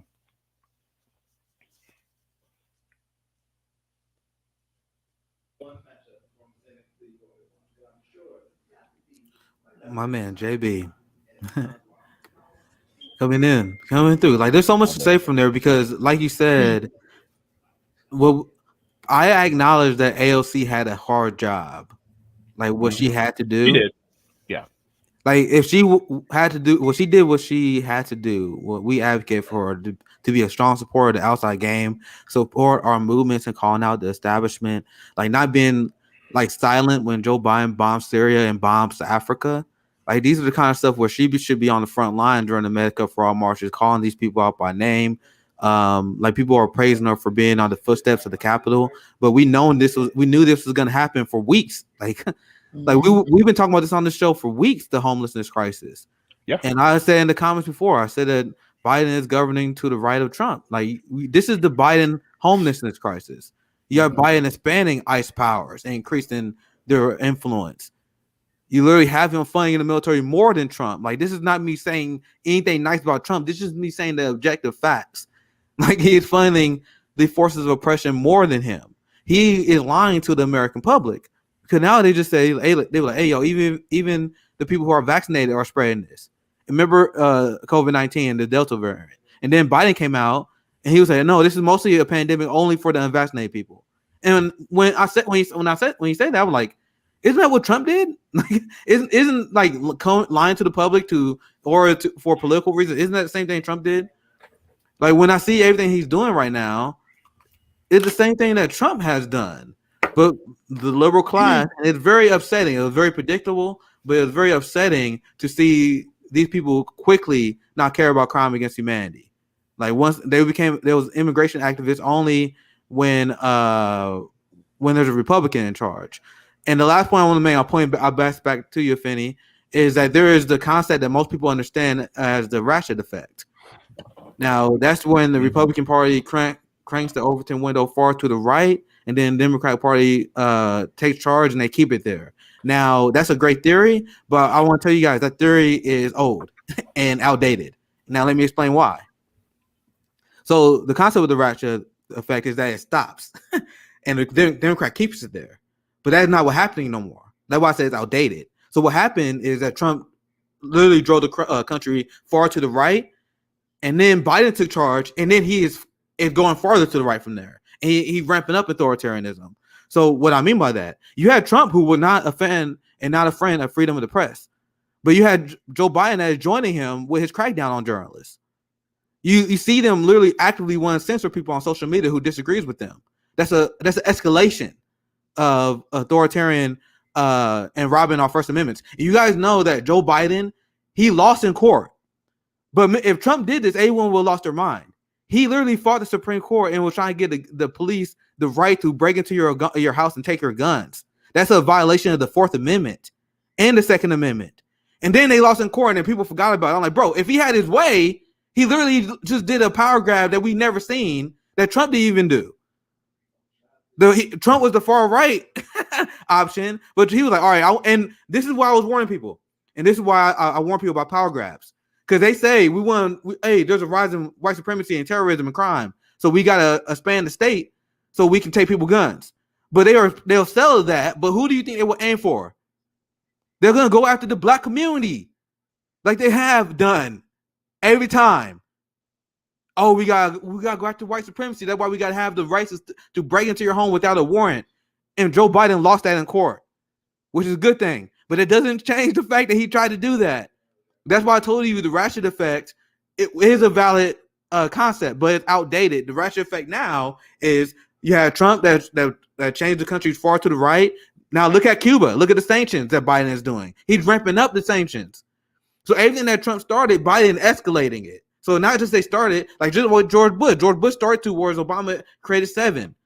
He kept George Bush's tax cuts permanent. So like this concept, this is why we talk about the new left. The old left is kind of stuck behind. You know, we got to point this out too. People are like, why you always got the Republicans? Like, I go after their talking points. I debunk them on policy because when I debunk them on policy, I debunk both parties. And I'm calling out the neoliberals for being complicit for that. Because they say the right wing is insane in foreign policy, but they're the ones sanctioning Cuba. They're sanctioning Cuba. They're bombing Africa. How is that?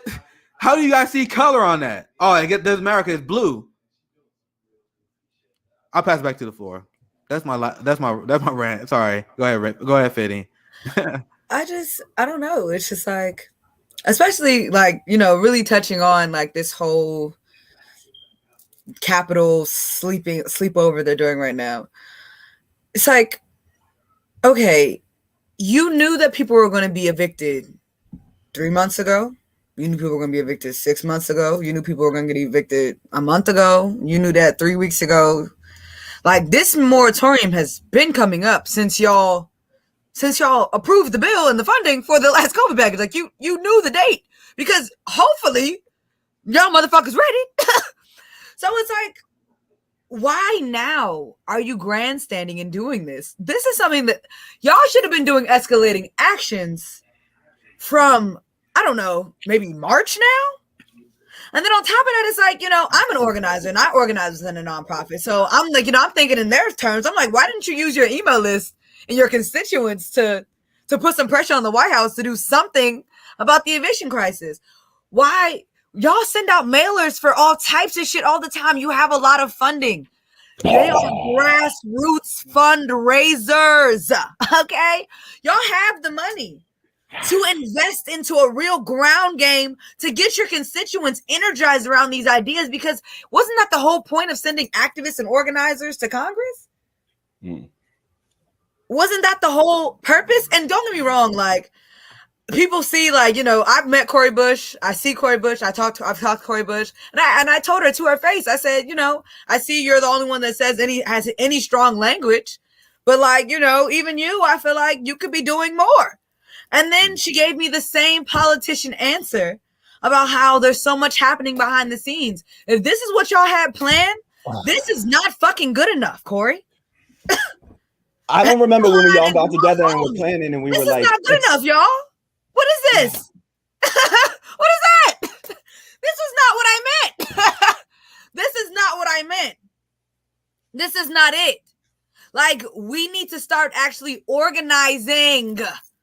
And if y'all are going to be there, then fucking organize. Because, like, what the hell are we fucking fundraising for you for if you're not actually going to organize? Go ahead, whoever. Hey, they said, I'll pass it right to you, Kahmali, but they said organized, but not like this. Like, we had JB on the cover of Common Dreams, man. We was out there, man. We had 5 people from FHL give speeches across the country. So AOC was like, "Hey, yo, we gotta organize. We gotta bring the ruckus." Not like that though. Hey, not like that. Sorry. Joe Biden don't support Medicare for all. We gotta attack Maurice Taylor Greene instead. Go ahead, Kahmali. What were you about to say? But that's what they say. They said, not like that, guys. We can't support you guys. You're the deplorables. Exactly. And then they try to shit on these movements and this organizing as being somehow like unprofessional, as if they want, you know, that's what grassroots is. That's what it means. You know, it is going to be inherently, you know, unprofessional because we're not, you know, we don't have these established institutions behind us to, you know, to go out there and to use to our benefit. What's funny, real quick, Kahmali? You know what's funny? The thing is, that was a lie too, because we actually had unions. We had like teachers union, we had nurses union, we had doctors. Like Dr. Dooley, for example, literally at one of our marches. So I don't want to. I will let you keep going. But yeah, Marianne Williamson. But they've obviously done the work too of like trying to tear her down as well.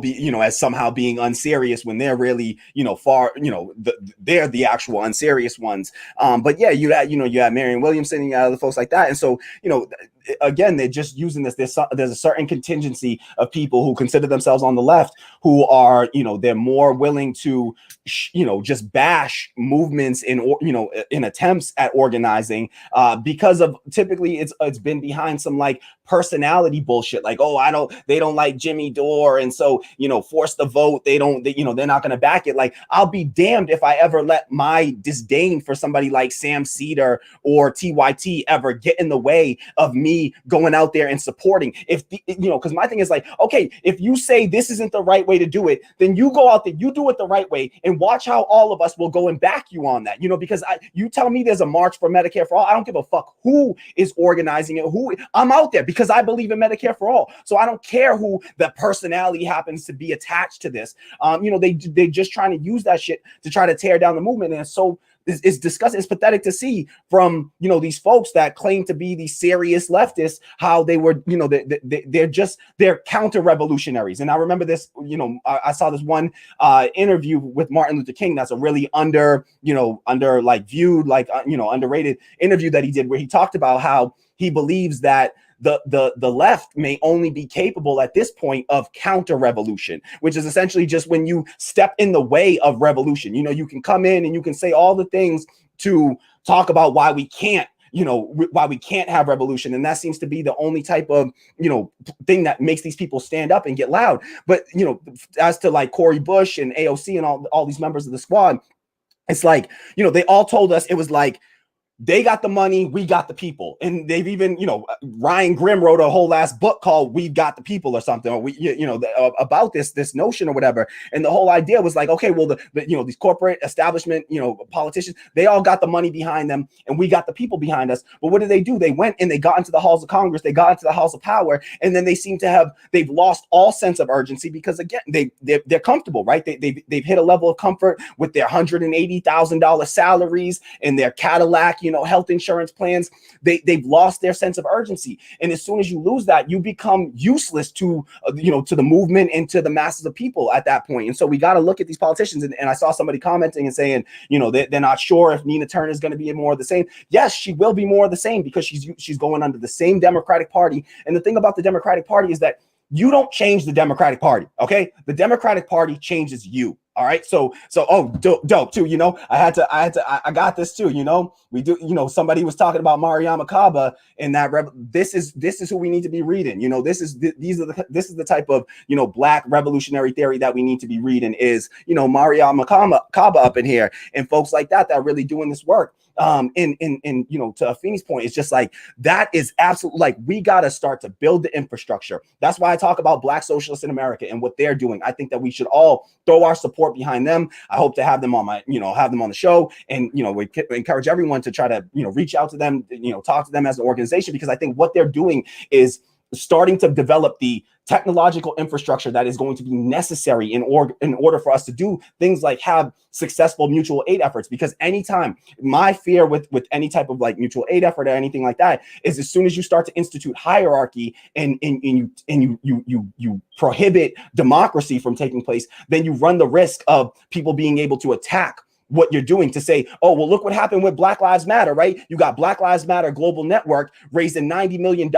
but because of the hierarchy that's in place, they can take advantage of it. It can be corrupted. All you got to do is corrupt a small handful of people, and then it becomes corrupted. So that's why we got to do the work of actually, instituting democracy into all of these, efforts that we're instituting. So, I support a mutual aid effort. I think, somebody in our audience today actually had reached out to me personally, and we had we jumped on a call together. Quaker Socialist, who's in the audience today, reached out. We talked for hours. We jumped on a call and talked for hours about this, and started to talk about, because we're both local to Massachusetts, about how we can start to build up and develop a mutual aid effort that is a mutual aid effort for supporting a general strike. I think that is where we can all start. I think it's something tangible that we can all start with, and I think that even within using our platforms, maybe we can we behind the scenes, not behind the scenes totally, but we can do it on camera, and we can do it, on live streams and stuff. But we can start to talk, reach across, cooperate, between different independent left media, entities, and start to use our platforms to develop mutual aid, efforts and networks, as long as, again, they are backed by democracy, and we actually, we make sure that they're democratically controlled. I think that we can start to use our platforms to do things like developing mutual aid efforts specifically for supporting, people through a general strike. Because if we're going to have a general strike, we have to have the, like Afeni was saying, we have to have the infrastructure in place to support people. If we're going to ask them to go on a general strike, we got to make sure people are covered for rent, for food, to take care of their kids. All those basic needs are met, and then we can do other things that don't require us to have money, but things like, you know, daycare efforts, you know, making sure that we can, you know, that there's somebody there, that we have people there with whatever we're doing to, you know, to support people that might have kids, you know, to have folks there that can, you know, have spaces for the kids to all be, and people to look after them while we're doing this sort of movement work. And so I think it's part of the infrastructure building that we have to do with mutual aid, is to have really targeted mutual aid efforts. One, do it locally. That's where it should all start, and it has to be done locally to start with. But I do think that we can have a broader one using our own platforms and spaces that could reach a little bit further than just our local communities. But I think that the purpose of that should be about supporting a general strike, because at this stage, I don't think anything short of, like what Afeni was saying in our last show, you know, shutting this whole shit down for like a week, you know, if we got to do that and plan and say, and if it has to go longer, you know, the yellow vest movement in France was done in a way, the protests in Chile that they did in Chile, those were done in a way by younger people primarily. And it was, you got off of work and they would just sort of rotate in and out. It was 24 hours, but it was like different people coming in and out, you know, at different times of the day or whatever. And you're doing it in a way that, again, is, you know, you can still do it around your work if you're somebody that can't afford to give up, you know, to put yourself at risk in that way. But I think that we're all going to have to show, you know, take on some risk of discomfort when we talk about things like, you know, a general strike. We got to be ready, because the thing that we're trying to do is we're trying to stave off these existential crises, like the climate change crisis and in these, you know, the economic crises that were under the greatest depression since the Great Depression. You know, if we don't risk a little bit of pain ourselves, then it's going to be a whole lot more pain coming down the line, not just for us, but for our children, for our, you know, grandkids, our nieces, nephews, godkids, all that sort of thing. So we got to be putting the infrastructure in place. And yeah, I just think that the loss of urgency is something that we've seen across the board with these politicians, and that's why it's going to have to require us going back into our communities and building up ourselves. Yo. Yo, we got the white supremacists nervous, man. They in the comments and they're trying to talk us. It's cool. Wow. While Kahmali was going off, I was just adding. Are you snowflakes really that scared? Like, really? Like, oh my goodness, you guys are just afraid of 4 brown people speaking truth to power? Oh my goodness. Well, just wait till we actually get rid of this white supremacist institution and capitalism, and then y'all be running scared. Let me tell y'all something. Y'all can do whatever the hell y'all want, but guess what? There's going to be equity, equality, and justice among every single person in this nation. So I don't care. So be gone, whatever. Like, anyway, I just wanted to say that because they're stupid. I had some friends of the show as mods. Some people I already knew and kind of trust. So no pressure, but if you guys as a community help us keep this clean, that'd be great. Tammy is by the way, Tammy is a producer for my show, and my partner, and she will absolutely, if you give her mod access on here, she will take, you know, she'll help and keep some of that clean or whatever. So Tammy that we see in the comments, if you promote her to a mod. But at the end of the day, we know our message is so powerful, they're nervous. So it doesn't really get to me. I'm 30. So like, I've seen it all. I've seen it all at this point. So they're nervous. They're nervous. They ain't telling me nothing I never heard before. Yeah, whatever. And all they're doing is supporting our stream right now. So good, do it. Bring the hate. Yeah, you know, I love you. Hate watching. You know? Exactly. So bring it. We welcome it. We welcome it. You know, make us more famous. All your racism, your homophobia, throw it all at us. You know, you got 3 queer black folks in here, you know, I haven't even technically, you know, like I'm not out there, and this is me coming out as, you know, I identify as pansexual. And so it's, you got 3, queer black folks here, and you ain't hurting us. You're only helping us. You're only supporting us. Right. So bring it. All right. We out here. All right. And you got one that can kick ass. You know what you should be nervous about too? We're flipping your racist friends too. I know, I get these messages all the time. So now, so you guys are losing.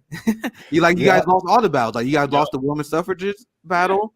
Like you guys lost the opinion on marijuana. Like you guys are gonna continue to lose. That's why I go after We're no longer slaves. Like you guys realize I go Fuck after that. like I always tell right wingers like I was like you guys realize I go after neoliberals because I don't see you guys as a threat. Like I try to go after Democrats because I'm like you guys are idiots. You guys always lose at the end of the day. So it's just the neoliberals that's in our way. Like if it was the neoliberals in our way, you guys would get blown the fuck out. So you guys stay mad. Back to Finney. Yeah, let me see. Yeah. I'm just so disgusted with this administration as a whole. I'm disgusted with this Congress because it's just like Trump had a unified Congress for what, 2 years? That motherfucker got shit done. Okay? Like, I hate Donald Trump. I do not agree with him politically, but for us to sit up here and say that he did not have one of the most effective administrations of our lifetimes would be a bold-faced lie. And so it's not that the shit's not possible. Like, it's possible. But Democrats just don't want to do it. And that's just the reality of the situation. Like, the Democrats just do not care enough to do it. So until they actually, and I mean, I look at this shit a couple different ways. I think that number one, we need to push third parties locally as much as we can. Locally, there needs to be a huge grassroots push to make sure there is locally there is national ranked choice voting, and we're just gonna start fucking them up from there. Like all this shit starts locally on the ground, like organizing your local government. Because I promise you, that is how you radicalize the culture of the country. Because by then, people are not going to keep voting for these trash ass candidates because they're going to hear the real shit in their own neighborhood. So I don't really support national politicians or nothing like that. I don't really think we're going to get much ground on that front. But where we can see the most progress quickly is organizing within our communities, taking our police budgets into our own hands and abolishing the police one police department at a time, year after year.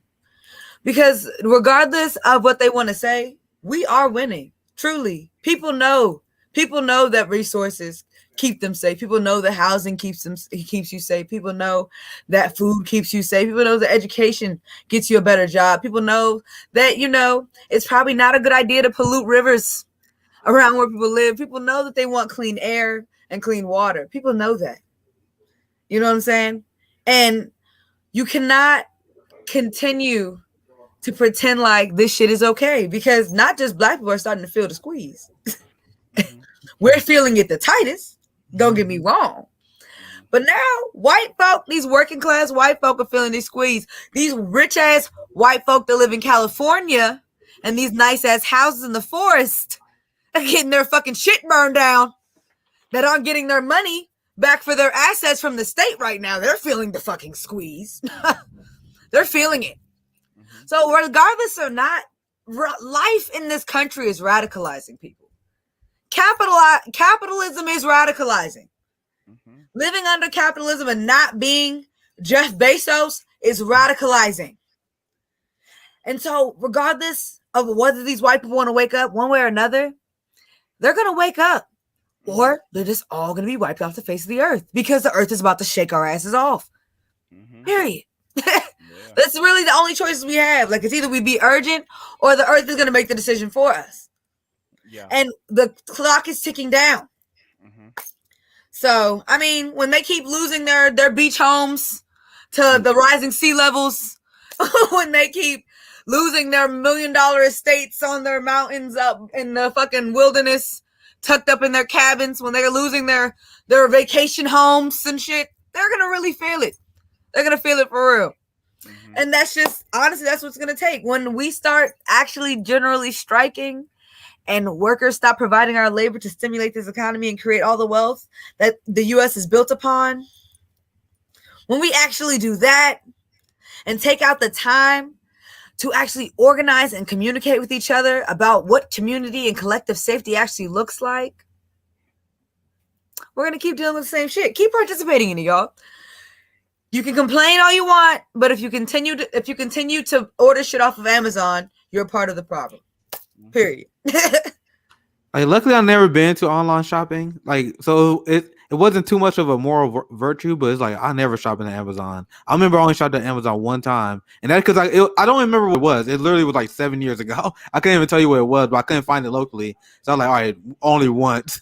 So that's literally it. So I know there's some people that don't have that luxury. I guess they have to rely on it. So we gotta continue to put pressures in many different facets if possible. So I guess there's some people who can't protest and boycott, but to me personally, I don't find it that hard. I just shot online because to me, I like this is more of a personal preference because I was like, I just want to go and get my shit. I just want to go get my. That's always how I've been. So it's been easy to me to protest it. But if you have other ways to get it, the only thing I can say, and I just implore you to explore other options. If you have nowhere else to go, that's okay. I will continue to advocate the tax to the rich so we can get that money back. We got to make sure they cannot exploit our surplus labor anymore. That's the point. And this is why I enjoy this panel. I got bounced out, but Facts and Fire. Make sure you gotta check this out every Saturday because I remember on Thursday. I'm glad we got a great response on Thursday panel because I told people I floated the idea of having 2 panels a week. Like I was like, it doesn't have to be a big deal, but on these kind of shows, on JB show, a Finney show, you see us meet up all the time, and if you that's why it's important to hit the bell and support all the shows. And if you like enjoy this podcast, donate to Finney Mutual Aid, support her personally. Like that's another great way to support the network. If you're a big fan of the JB Font show, and if you tune in every Sunday, why not personally drop JB something in his GoFundMe account? So that's the only thing I would advocate for. Thank you for having me on the Finney. It was a blast. And once again, you killed it as always, Kahmali. And I guess you guys get a special announcement for people watching. But I've been talking to Brianna Joy, so hopefully we might have Brandon Joy Gray tomorrow evening, and Finney gonna join me. Finney gonna join me, so it's gonna be hype. But I have to be careful. Like we just talking right now, so we never know how things play out. But as it is right now, we got scheduled tentatively tomorrow evening. So make sure you gotta check that out. JB also have a show that same day. My whole thing, I want you guys to watch all our programs. I watch all of them. I enjoy them. So show solidarity to the ones you enjoy the most. Thank you. Good talking to you, Kahmali. Peace out, guys. Same, brother. Keep it up. I say, yeah, I would love to sit here with y'all all day as well, but